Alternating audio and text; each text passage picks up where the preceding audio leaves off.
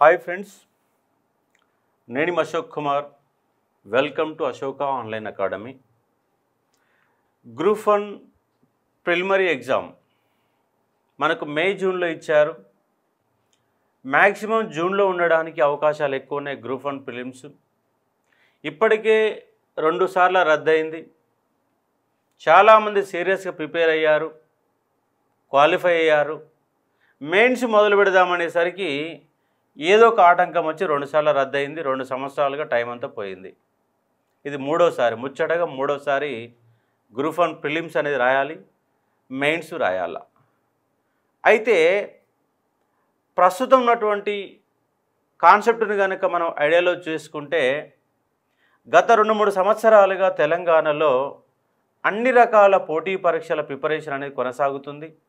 ఎందుకంటే డిఎస్సి వాళ్ళు డిఎస్సి చదువుతున్నారు, గురుకుల వాళ్ళు గురుకుల చదువుతున్నారు, ఎస్ఐ కానిస్టేబుల్ వాళ్ళు ఎస్ఐ కానిస్టేబుల్ చదివారు, గ్రూప్ 2 వాళ్ళు గ్రూప్ 2 చదివారు, గ్రూప్ 1 వాళ్ళు గ్రూప్ 1 చదువుతారు. మొత్తంగా తెలంగాణలో అందరూ చదువుతున్నారు. పోటీ డిగ్రీ పాస్ అయ్యి ఎలిజిబిలిటీ ఉన్నటువంటి అందరూ కూడా ప్రిపరేషన్లో ఉన్నారు. ఈసారి మళ్ళీ అవకాశం అప్లై చేసుకొని మళ్ళీ అవకాశం ఇచ్చారు. ఇప్పుడు కొత్త వాళ్ళు వస్తారు, పాత వాళ్ళు ఉంటారు. పోయినసారి 3,80,000 మంది అప్లై చేసుకుంటే 2,80,000 మంది రాశారు. రెండోసారి 2,30,000 మంది రాశారు. ఈసారి మ్యాక్సిమంగా 3 లక్షల వరకు అప్లికేషన్లు దాటొచ్చు. మళ్ళీ అందరు ప్రిపేర్ అయ్యారు కాబట్టి ఈసారి రాసే వాళ్ళ సంఖ్య కూడా పెరుగుతుంది. అప్పుడు ఏమవుతుంది, 1:50 ఉన్న కారణంగా మెయిన్స్ సెలెక్ట్ కావడానికి కొంత కష్టంగా ఉంటుంది. ఎందుకంటే ఎస్ఐ కానిస్టేబుల్ ప్రిపేర్ అయిన వాళ్ళు కూడా గ్రూప్ 1 ప్రిలిమ్స్ రాస్తారు. వాళ్ళు ప్రిలిమ్స్ రాస్తారు, క్వాలిఫై అవుతారు. కానీ గమ్మత్ ఏంటంటే మెయిన్స్లో 6 పేపర్లు ఉంటాయి. ఒక్కొక్క పేపర్లో 3 రకాల కాన్సెప్ట్స్ ఉంటాయి అన్న అంశం కూడా తెలియని వాళ్ళు ప్రిలిమ్స్ రాస్తారు. వాళ్ళు మెయిన్స్ క్వాలిఫై అవుతారు కానీ మెయిన్స్ రాయారు. కానీ సీరియస్గా గ్రూప్ 1 ప్రిపేర్ అయ్యే వాళ్ళు మెయిన్స్ సెలెక్ట్ కావడానికి కష్టమైపోతుంది. ఎందుకంటే వీళ్ళందరూ పోటీకి వచ్చారు కదా. కాబట్టి గతంలో 78, 79, రెండోసారి 73, 74 మార్కుల వద్ద కటాఫ్లు అనేవి మనకు ఉంటే, ఈసారి మరొక 10 మార్కులు కూడా కటాఫ్ వేయడానికి అవకాశాలు ఎక్కువ ఉంటాయి. కాకపోతే గ్రూప్ 1 పేపర్ కొంత కఠినంగానే ఉంటుంది. మామూలుగా గ్రూప్ 4 ఎస్ఐ కానిస్టేబుల్లా కాకుండా పేపర్ కఠినంగానే ఉంటుంది. ఆ కఠినానికి అనుగుణంగా మన ప్రిపరేషన్ కొనసాగిస్తేనే గ్రూప్ 1 ప్రిలిమ్స్లో మనం బయటపడడానికి అవకాశాలు ఎక్కువ ఉంటాయి. మరి ఆ గ్రూప్ 1 ప్రిలిమ్స్ పైన మనం ఇక్కడ అనాలిసిస్ చేసే ఒక ప్రయత్నం చేద్దాం. మన దగ్గర సీనియర్ ఫ్యాకల్టీ గతంలో సివిల్స్ 4 సార్లు మెయిన్స్ కూడా రాసి ఇంటర్వ్యూ దగ్గర కూడా పోయించినటువంటి అవినాష్ సార్ మనతో ఉన్నాడు. అవినాష్ సార్ ఎన్విరాన్మెంట్ పైన, జియోగ్రఫీ పైన, ఎస్ఎన్టీ పైన, కరెంట్ అఫైర్స్ పైన అన్నిటిపైన అవగాహన కలిగినటువంటి వ్యక్తి. వివిధ ఇన్స్టిట్యూట్లలో కోచింగ్ చెప్తున్నటువంటి వ్యక్తి అవినాష్ సార్ ఉన్నాడు. అలాగే నేను ఉన్నాను.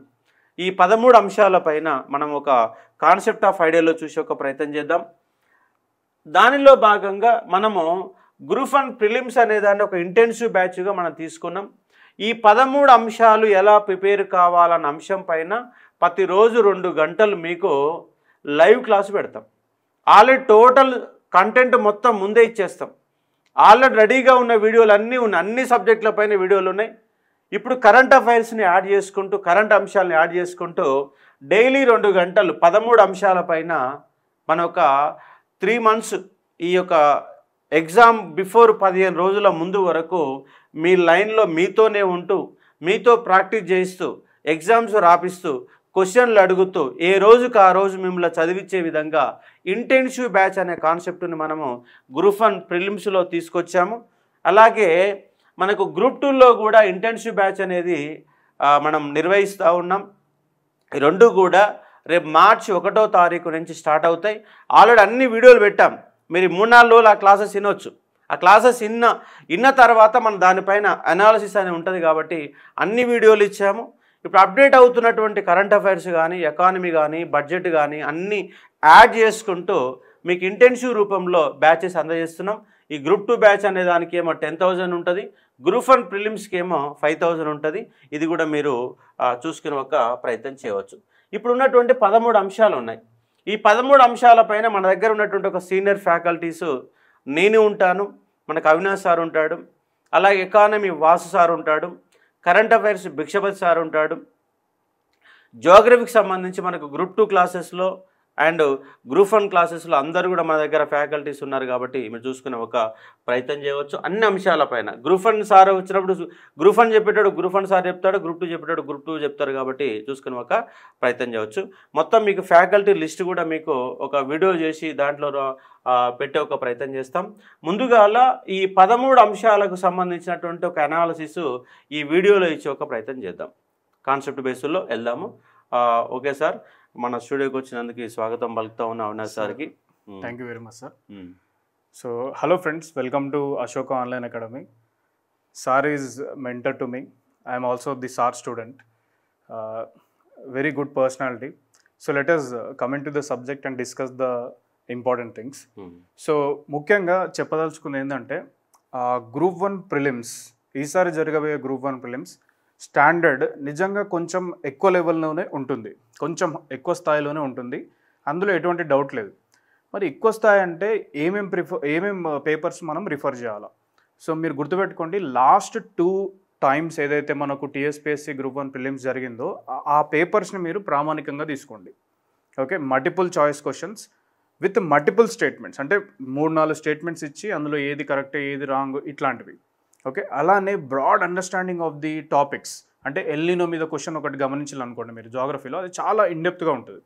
అట్లే మనకు ఫారెస్ట్ ఫైర్స్ కావచ్చు, న్యాచురల్ డిజాస్టర్స్ మేనేజ్మెంట్లో, లేదా థండర్ స్ట్రైక్స్ కావచ్చు, ఇట్లాంటి వాటి మీద క్వశ్చన్స్ కొంత లోతుగానే అధ్యయనం చేయాల్సిన అవసరం ఉంటుంది. అంటే మనకు ఆల్రెడీ టీఎస్పీఎస్సీ ఒక ఇన్ఫర్మేషన్ మనకి ఇచ్చిందనమాట, మీరు అధ్యయనం కొంచెం ఎక్కువ స్థాయిలోనే చేయండి అని చెప్పేసి. అండ్ అది కరెక్ట్గా మనం ఫాలో అవ్వాలి గ్రూప్ 1 ప్రిలిమ్స్కి. అండ్ ఇంకొకటి ఏంటంటే ఆంధ్రప్రదేశ్ గ్రూప్ 1 ప్రిలిమ్స్ కూడా ఆ పేపర్ని కూడా మీరు ఒకసారి స్టడీ చేయండి. సో వీటితో పాటు యూపీఎస్సీకి సంబంధించిన గ్రూప్ 1 ప్రిలిమ్స్ పేపర్స్ ఏవైతే ఉంటాయో గత 5 సంవత్సరాలే మీరు తీసుకొని కొంచెం అధ్యయనం చేయండి. కరెంట్ అఫైర్స్ ఎలా అడుగుతున్నారు, స్టాండర్డ్స్, ఓకే, మనకు హిస్టరీ కానీ పాలిటీ కానీ డైనమిక్ అంశాలు ఎలా అడుగుతున్నారు, ఇట్లాంటివి మీరు ఫస్ట్ అధ్యయనం చేయండి. సో ఈ విధంగా మీరు ఒక స్టాండర్డ్ని మెయింటైన్ చేసినట్టయితే కొత్త వాళ్ళు కావచ్చు, సీనియర్స్ కావచ్చు, డెఫినెట్లీ వాళ్ళు క్లియర్ చేస్తారు. ఇంతకుముందు సార్ అన్నట్టు మెయిన్స్ పైన మంచి పట్టు ఉంటుంది, కానీ వాళ్ళు ప్రిలిమ్స్ క్లియర్ చేయలేకపోతారు. చాలామంది ఉన్నారు. 2011లో గ్రూప్ 1 ఇంటర్వ్యూ కూడా చేసి చివరికి ఫిలిమ్స్ విషయానికి కొంత నెగ్లిజెన్స్ కావచ్చు, మనం ఒక టైంని కేటాయించకపోవడం కావచ్చు, ఇలాంటివి సీరియస్ ఆస్పిరెంట్స్ మాత్రం ఇప్పటి సందే ఫిలిమ్స్ కమ్ మెయిన్స్ రెండింటి ఓరియంటేషన్లో ప్రిపరేషన్ కొనసాగించాలా. కేవలం ఫిలిమ్స్ పైన రోజు ఒక 3-4 గంటల పాటు, ఈ 3 నెలల పాటు కనుక మీరు టైం కేటాయించకపోతే ఆగమయ్యే అవకాశం ఉంటుంది. ఫిలిమ్స్ చదివేటప్పుడే మెయిన్స్ ఓరియంటేషన్ కూడా కొంత చూసుకోగలిగితే మీకు ఈజీ ఉండడానికి అవకాశం ఉంది. ఇప్పుడు బై టాపిక్ వైజ్ చూసి ఒక ప్రయత్నం చేద్దాం. చూడండి సార్, ఇప్పుడు current affairs, regional, national, international అనే 3 కాన్సెప్ట్ ఇచ్చారు. ఇప్పుడు మొత్తంగా మన కరెంట్ అఫైర్స్ లింకుడ్ చేసుకుంటే economy and polity and SNT, economy, polity, SNT అనే 3 అంశాలలో కరెంట్ అఫైర్స్ అడుగుతూనే the same time current affairs అనే కొనసాగుతాయి. ఆ మూడిట్లో కలిపి ఎకానమీ, పాలిటీ, ఎస్ఎన్టీ, అలాగే డిజాస్టర్ మేనేజ్మెంట్లో కూడా 1-2 క్వశ్చన్లు, ఎన్విరాన్మెంట్లో మనకు కంపల్సరీగా కరెంట్ అఫైర్స్ లింక్ అయి ఉంటుంది. అంటే అసలు కరెంట్ అఫైర్స్ ఒక 25 క్వశ్చన్స్ వస్తే మిగతాది కూడా ఇంక్లూడ్ అయ్యి మళ్ళీ 25 క్వశ్చన్ రావడానికి ఆస్కారం ఉంటుంది. అంటే అవుట్ ఆఫ్ 150లో 150 మార్కుల పేపర్లో కంప్లీట్గా కరెంట్ అఫైర్స్ మీద బేస్డ్ అయ్యి 50 క్వశ్చన్ల వరకు రావడానికి అవకాశాలు ఎక్కువ ఉంటాయి. అంతే డెఫినెట్లీ సార్. ఎందుకంటే ఇప్పుడు మీరు చూడండి, electoral bonds recently supreme court electoral bonds ని బ్యాన్ చేసింది. అయితే ఇది polity topic, at the same time ఇది కరెంట్ అఫైర్స్ అంశంలో కూడా పరిగణించవచ్చు. బేసిక్ క్వశ్చన్ రావచ్చు, లేదా ఎలక్టోరల్ బాండ్స్ మీద ఇన్ డెప్త్ ఆఫ్ అండర్స్టాండింగ్ తోని కూడా మీరు చదువుకున్నట్టయితే, ఎందుకంటే మీరు చదవాల్సిందే, ఎందుకంటే ఇక్కడ ఉన్న పాలిటీ ఏదైతే ఉందో మళ్ళీ ఇండియన్ కాన్స్టిట్యూషన్ అండ్ పాలిటీ మనకు అక్కడ 50 మార్క్స్ ఉంది మెయిన్స్ లో. సో 2 కనుక మీరు ఇంటిగ్రేట్ చేసి చదివినట్టయితే ఈ ఎలక్టోరల్ బాండ్స్ అనే చిన్న టాపిక్ మీద ఒక ఇన్డెప్త్ క్వశ్చన్ వచ్చినా మీరు సాల్వ్ చేయగలుగుతారు, ఎందుకంటే మెయిన్ చదివిలే కాబట్టి. లేదా సింపుల్ క్వశ్చన్, ఏ ఆర్టికల్ని వయలేట్ చేస్తుంది ఫండమెంటల్ రైట్స్లో అన్న సింపుల్ క్వశ్చన్ని కూడా మీరు చేయగలుగుతారు. ఇంకోటి ఏంటంటే ఒక 150 క్వశ్చన్ల పేపర్ ఉంటే ఆ 150 క్వశ్చన్లలో బేసిక్స్ మీద ఆధారపడి మనకు ఒక 50 మార్కుల వరకు వస్తాయి. 50 మార్క్స్ ఉంటాయి బేసిక్స్ మీద ఆధారపడి. అంటే బేసిక్స్ని 4 క్వశ్చన్లుగా మారిపోయినప్పుడు 4 బేసిక్సే, కానీ 4 క్వశ్చన్లు అయిపోతున్నాయి. దానివల్ల ఏంటంటే బేసిక్స్ మీద పట్టు ఉండాలా, in the same time concept పైన కూడా పట్టు ఉండాలి. ఉదాహరణకు కాకతీయ డైనాసిటీకి సంబంధించి ఒక 4 శాసనాలు ఇచ్చి ఆ 4 శాసనాలు ఎవరేశారో అనేది మరొక లిస్ట్ ఇచ్చేసి జతపరచండి అంటాడు. లేదా 4 వంశాల మూల పురుషులు ఇచ్చేసి 4 చాప్టర్ల పేర్లు ఇచ్చి జతపరచండి అంటాడు. అంటే ఇక్కడ క్వశ్చన్లు ఎన్ని, 4 క్వశ్చన్లు ఒకటే క్వశ్చన్గా మారుతున్నాయి. బేసిక్సే, కానీ 4 అయ్యేసరికి ఏమైందంటే టైం కిల్ అవుతుంది. కానీ జతపరచడం అనే క్వశ్చన్ వచ్చిందంటే ఎప్పుడైనా అది గ్రూప్ 2లో కావచ్చు, గ్రూప్ 3లో కావచ్చు, గ్రూప్ 4లో కావచ్చు, ఎక్కడైనా జతపరచండి అనే క్వశ్చన్ కనుక దిగిందంటే అది బేసిక్ పాయింటే. కాబట్టి బేసిక్స్ని చూస్తూనే, ఉదాహరణ పాలిటీ ఉంది, 1వ ఆర్టికల్ నుంచి 395 ఆర్టికల్ వరకు ఫస్ట్ మీకు బేసిక్స్ మైండ్లో ఉండాలి. ఉంటే దానిపైన మనకి అనాలిసిస్ కనుక తెలిసి ఉంటే ఏ క్వశ్చన్ అని చేయవచ్చు. నేను దాదాపుగా 2001 తర్వాత నా డిగ్రీ పూర్తయిన తర్వాత ఎన్ని ఫిలిమ్స్లు జరిగాయో అన్ని ఫిలిమ్స్ ఎగ్జామ్ రాస్తున్నా. నాకు జాగ్రఫీ పైన పట్టు ఉన్నది, పాలిటీ పైన పట్టు ఉన్నది, హిస్టరీ పైన పట్టు ఉన్నది. పాలిటీ, హిస్టరీ, జాగ్రఫీ ఈ 3 అంశాలపైన నాకు అవగాహన ఉన్న కారణంగా నేను ఒక కరెంట్ అఫైర్స్, ఒక ఎస్ఎన్టీ లాంటి చిన్న చిన్న సబ్జెక్టులు చూసుకుంటే నేను బయటపడిపోతున్నా. అంటే అవగాహన ఉండాలా, in the same time exam కంటే ముందు ఒక నెల రోజుల పాటు ఒక బేసిక్స్ కూడా మనం సీరియస్గా చూడగలిగితే ఫిలిమ్స్ క్వాలిఫై కావడానికి అవకాశం ఉంది. మరి ఆ ఊకనే ఆ కాన్సెప్ట్ అనేది ఒకేసారి రాదు కదా. మేము ఎన్నో ఎగ్జామ్లు రాసుకుంటూ ఉన్నాం కాబట్టి ఆ కాన్సెప్ట్ అనేది మైండ్లో ఉంది కాబట్టి ఒకసారి తిప్పేస్తే మనం బయటపడడానికి అవకాశం ఉంటుంది. మరి ఆ కాన్సెప్ట్ రావాలంటే ఇన్ డెప్త్ ఆఫ్ నాలెడ్జ్తో చూసుకునే ప్రయత్నం చేయవచ్చు. ఇక్కడ డిస్కస్ చేద్దాం సార్. ఇప్పుడు కరెంట్ అఫైర్స్, అంటే కరెంట్ అఫైర్స్ ఇంటర్నేషనల్ ఏ అంశాలు చూసుకోవాలి మనం ఇప్పుడు? యాక్చువల్లీ ఇప్పుడు మనకు ఇంటర్నేషనల్ రిలేషన్స్, అంటే ఈ మధ్యలో జరిగిన ఇంటర్నేషనల్ రిలేషన్స్ కానీ, కొత్త మీటింగ్స్ కానీ ఇట్లాంటివి చూసుకోవాలి. ఇందులో ముఖ్యంగా ఏంటంటే మనకు G20 లాస్ట్ ఇయర్ మనకు G20 పైన చాలా మీటింగ్స్ ఇండియాలో కండక్ట్ చేయడం జరిగింది. ఇండియా ఒక హోస్ట్ కూడా G20కి, it is the host of the G20 meeting. So దీనికి సంబంధించి దేశాల ప్రజలందరూ ఇక్కడికి వచ్చారు. G20 నేషన్స్ సంబంధించిన వాళ్ళందరూ కూడా presidents and prime ministers they visited India.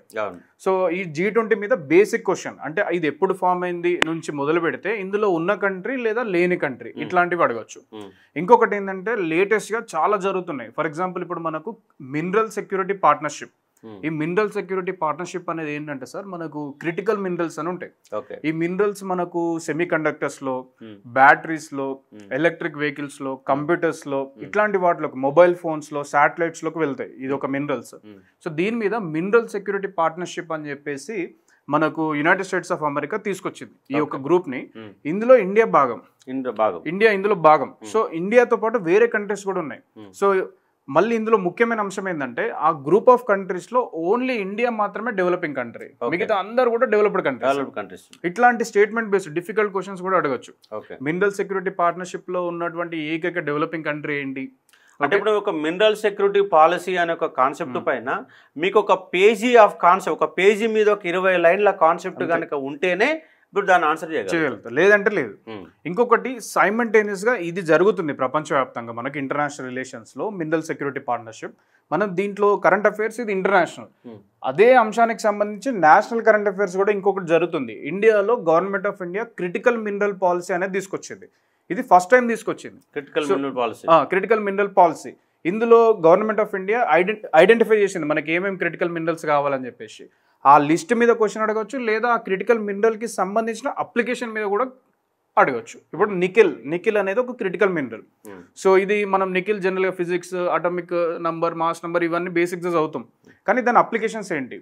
మనకు రాకెట్ మ్యానుఫ్యాక్చరింగ్లో నికిల్ యూజ్ చేస్తున్నాం, ఎయిర్ క్రాఫ్ట్ మ్యానుఫ్యాక్చరింగ్లో నికిల్ యూజ్ చేస్తున్నాం, అట్లే మనకు advanced satellites, remote sensing satellites లో కూడా నికెల్ యూజ్ చేస్తున్నాం. ఇట్లా బేసిక్ అప్లికేషన్స్ మనం ముడి పెట్టుకొని ఈ కాన్సెప్ట్ ఐడియాలజీస్ తోనే మన ఇంటెన్సివ్ బ్యాచ్ నిర్వహిస్తున్నాం. అంటే ప్రతి పాయింట్ కూడా, అంటే ఒక క్రిటికల్ మినరల్ పాలసీ అనే కాన్సెప్ట్ పైన మీకు ఒక 15 నిమిషాలు ఎక్స్ప్లెనేషన్ చేస్తే రేపు దానిపైన ఏ క్వశ్చన్ వచ్చినా కూడా చేయగలుగుతాం. అంటే ఇట్లా ఇంటర్నేషనల్ అంశాల పైన ప్రతిరోజు ఒక 2 గంటల క్లాసు, రోజు ఒక ఫ్యాకల్టీ వస్తాడు. మనకు 13 అంశాలు ఉంటే ఆ 13 అంశాలలో ఇప్పుడు నేను ఇండియన్ హిస్టరీ, తెలంగాణ హిస్టరీ అనే 2 కాన్సెప్ట్ల పైన నేను మీకు లైవ్లోకి వస్తాను. అలా ఎకానమీ సారు తెలంగాణ రాష్ట్ర పథకాల పైన, అలాగే ఇండియన్ ఎకానమీ యొక్క అంశాలపైన, బడ్జెట్ పైన ఎకానమిస్ట్ క్లాస్ తీసుకుంటాడు. అట్లాగే కరెంట్ అఫైర్స్, ఎన్విరాన్మెంటల్ ఇష్యూ లాంటి అంశాలపైన మనకు అవినాష్ సార్ క్లాస్ తీసుకుంటాడు. అట్లా మనం ప్రతిరోజు ఒక 2 గంటల పాటు మీరు ఇంటరాక్షన్ ఉండేసరికి సబ్జెక్టు మొత్తం కూడా కవర్ అయిపోతుంది. మళ్ళీ మీరు రోజువారీగా ఏం చదవాలా అన్నటువంటి ఒక మీకు సబ్జెక్ట్ ఆఫ్ కాన్సెప్ట్ కూడా ఇచ్చేస్తాం. ఇంకా ఈరోజు ఈ కాన్సెప్ట్ పైన మీరు దృష్టి పెట్టండి, శాతవాహనుల టాపిక్స్లో ఏమేమి చదవాలా, కాకతీయులలో ఏం చదవాలా, ఇండియన్ హిస్టరీలో ఏం చదవాలా లాంటి అంశాలపైన మీకు ఒక లైవ్ ఆఫ్ ఎగ్జాంపుల్స్ ఇస్తూ మిమ్మల్ని ప్రతిరోజు కూడా యాక్టివ్గా ఉంచడానికి మనకి ఇంటెన్సివ్ బ్యాచ్ అనేది అద్భుతంగా మీకు ఉపయోగపడుతుంది. అట్లాగే ఇప్పుడు జాతీయ అంశాలలో ప్రధానంగా ఒక 2 అంశాలు చెప్పండి. ఇప్పుడు లైక్ ఇప్పుడు నేషనల్ కరెంట్ అఫైర్స్ అనుకోండి. ఇప్పుడు మనకు ఎస్టర్డే మనకు గవర్నమెంట్ ఆఫ్ ఇండియా స్పేస్ సెక్టర్లో ఎఫ్డిఐని అలో చేసింది, ఫారెన్ డైరెక్ట్ ఇన్వెస్ట్మెంట్ని. అంటే విదేశాల నుంచి వెళ్ళి మనీని మన స్పేస్ సెక్టర్లో ఇన్వెస్ట్ చేయడం కోసం. ఇప్పుడు ఇదే క్వశ్చన్ రూపంగా రావచ్చు. కాకపోతే ఏంటంటే ఇక్కడ ఇన్వెస్ట్మెంట్లో మల్టీ లేయర్ ఎఫ్డిఐ ఉంది. అంటే 100% ఉంది, శాటిలైట్ కొన్నిట్లో 74% ఉంది. అది ఎక్కడెక్కడ ఉంది అనేది మనకు కొంత అవగాహన ఉండాలి. అంటే మొట్టమొదటిసారిగా ఇండియాలోకి ఎఫ్డిఐలు ఎప్పుడు ఆహ్వానించారు? ఈ స్పేస్ టెక్నాలజీలో తీసుకోవడం అంటే అంత ఈజీ కాదు, ఎందుకంటే అదంతా రక్షణపరమైనటువంటి ఒక సర్క్యుమిషన్స్ ఉంటుంది. అయినప్పుడు దాంట్లో కూడా మనం ఎఫ్డిఐలు అనుమతిస్తున్నాం. ఎక్కడెక్కడ ఏ స్టేజ్లో ఎట్లా అనుమతిస్తున్నాం కాన్సెప్ట్, లేదా బేసిక్ క్వశ్చన్ అసలు ఎఫ్డిఐ అంటే ఏంటి అనే బేసిక్ క్వశ్చన్ కావచ్చు, లేదా ఏ దేశం నుంచి ఇండియా ఎక్కువ ఎఫ్డిఐని తీసుకొస్తుంది, లేదా ఇండియాలోకి ఏ దేశం నుంచి ఎక్కువ ఎఫ్డిఐ వస్తుంది, సింగపూర్ ఫర్ ఎగ్జాంపుల్, ఇట్లాంటి క్వశ్చన్స్ రావచ్చు. ఇంకొక మనకు లేటెస్ట్ హ్యాపెనింగ్స్ అంటే సార్ అన్నట్టు మనకు డైలీ ఇంటరాక్షన్ అవసరం. ఇప్పుడు నిన్న ఇంకొక మేజర్ పెద్ద న్యూస్ ఏంటంటే గవర్నమెంట్ ఆఫ్ ఇండియా మనకు న్యూక్లియర్ పవర్ ప్లాంట్స్ ఉంటాయి కదా సార్, అందులో ప్రైవేట్ సెక్టర్ పార్టిసిపేషన్ అలో చేయడం కోసం ఒక మీటింగ్ కండక్ట్ చేసింది అనమాట, ది బిగ్ పవర్ హౌసెస్ తోని ఇండియాలో. అయితే ఇది మనకు ప్రిలిమ్స్ లో బేసిక్ క్వశ్చన్ న్యూక్లియర్ టెక్నాలజీస్ మీద రావచ్చు, లేదా ఉన్నటువంటి న్యూక్లియర్ రియాక్టర్స్ మీద రావచ్చు, లేదా ఎంత అమౌంట్ ఆఫ్ ఎలక్ట్రిసిటీ మనం న్యూక్లియర్ రియాక్టర్స్ నుంచి ప్రొడ్యూస్ చేస్తున్నాం అది అట్లాంటి స్టేట్మెంట్ బేస్డ్ క్వశ్చన్స్ రావచ్చు. లేదా దీన్నే మెయిన్స్ లో మనకి ఎస్ఎన్టీ 50 మార్క్స్ పేపర్ ఉంది కదా, అక్కడ what are the pros and cons of introduction of private sector or allying private sector in India's nuclear power industry, ఇట్లాంటి క్వశ్చన్ కూడా రావచ్చు. అంటే మనం ఒక 360 degrees ఇన్డెప్త్ అనాలిసిస్ చేసినట్టయితే ప్రిలిమ్ స్టేజ్, మెయిన్ స్టేజ్ ఈజీగా గట్టెక్కగలుగుతాం, ఈజీగా మనం బయటపడడానికి అవకాశాలు ఎక్కువగా ఉంటాయి. లింకప్ చేస్తూ వెళ్ళిపోవాలి. For example some of the areas ఇట్లా అనమాట. లేదా జస్ట్ మనకు నిన్ననే సుప్రీంకోర్టు ఇది మన డెఫినేషన్ ఆఫ్ ఫారెస్ట్ కింద టిఎన్ గోడావర్మన్ కేసు, దీని మీద ఈ డెఫినేషన్ ఫాలో అవ్వమని చెప్పింది అనమాట. అసలు టిఎన్ గోడావర్మన్ కేసు అంటే ఏంటి, డెఫినేషన్ ఆఫ్ ఫారెస్ట్ అంటే ఏంటి, ఇండియాలో ఎలాంటి ఫారెస్ట్ లెజిస్లేషన్స్ ఉన్నాయి మనకు, ఓకే, ఇట్లాంటి వాటి మీద బేసిక్ ఐడియా ఉంటూనే కొంచెం అంటే దానికి సంబంధించిన అన్ని ఏరియాస్ కూడా మనం చూడాల్సి ఉంటుంది. ఏదో పైపైన ఒక టాపిక్ చదివినాము వెళ్ళిపోయినాము అట్లా కాకుండా ప్రతి ఒక్క టాపిక్ తీసుకుంటే దాని మీద మల్టిపుల్ క్వశ్చన్స్ ఎలా అడగొచ్చు, ఇన్ డెప్త్ ఆఫ్ ఈజీ నుంచి వెళ్ళి డిఫికల్ట్ లెవెల్ వరకు, ఇలా మనం చేసినట్టయితే డైలీ ఇంటరాక్షన్తో ఖచ్చితంగా మనకు హైయెస్ట్ సక్సెస్ రేట్ అనేది ఉంటుంది, నో డౌట్ అబౌట్ దట్. ఇంకోటి ఏంటంటే మీకు ఇష్టం ఉన్నా లేకపోయినా ప్రతిరోజు కూడా 1 hour న్యూస్ పేపర్ పైన కాన్సన్ట్రేట్ చేయండి.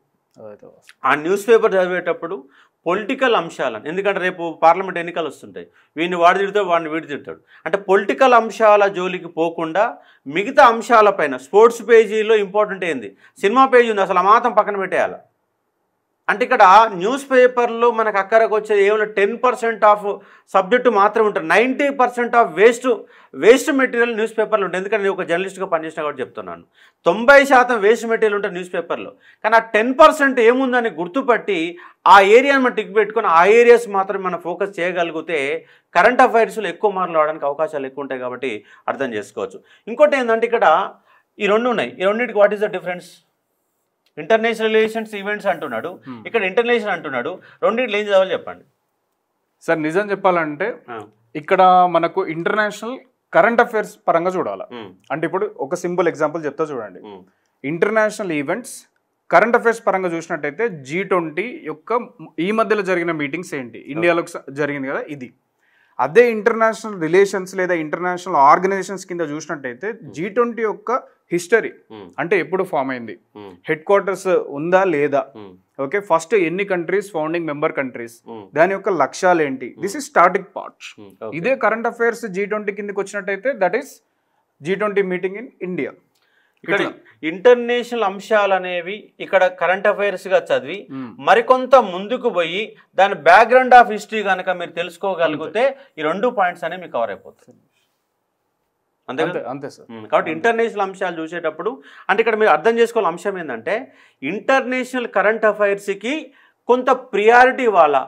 నేషనల్ రీజనల్ కరెంట్ అఫైర్స్తో పోల్చినప్పుడు ఇంటర్నేషనల్ అంశాలకి ఎక్కువ ప్రియారిటీ. ఎందుకంటే ఇక్కడ ఇంటర్నేషనల్ రిలేషన్స్ అండ్ ఈవెంట్స్ అన్నాడు, మళ్ళీ ఇక్కడ ఇంటర్నేషనల్ పదాన్ని ఉపయోగించాడు. కాబట్టి ఇంటర్నేషనల్ అంశాలపైన మనకు ఒక 5కు పైన మ్యాక్సిమం 10 క్వశ్చన్ల వరకు రావడానికి అవకాశాలు ఎక్కువ ఉన్నాయి. కాబట్టి ఈ యాంగిల్లో ఈ 2 అంశాలు చూసుకోగలిగితే మనం సక్సెస్ కావడానికి అవకాశాలు ఎక్కువ ఉంటాయి. కాబట్టి దీనిపైన కరెంట్ అఫైర్స్ పైన మనకు భిక్షపత్ సార్ చెప్తారు, అలాగే అవినాష్ సార్ చెప్తారు. ఇద్దరు కూడా మీకు లైవ్లో వచ్చి దీనిపైన కాన్సెప్ట్ అనేది ఇచ్చేస్తాం. పైగా మీకు లైవ్ గైడెన్స్తో పాటుగా మొత్తం మంత్లీ వారిగా కరెంట్ అఫైర్స్ కూడా మీకు ఉంటాయి.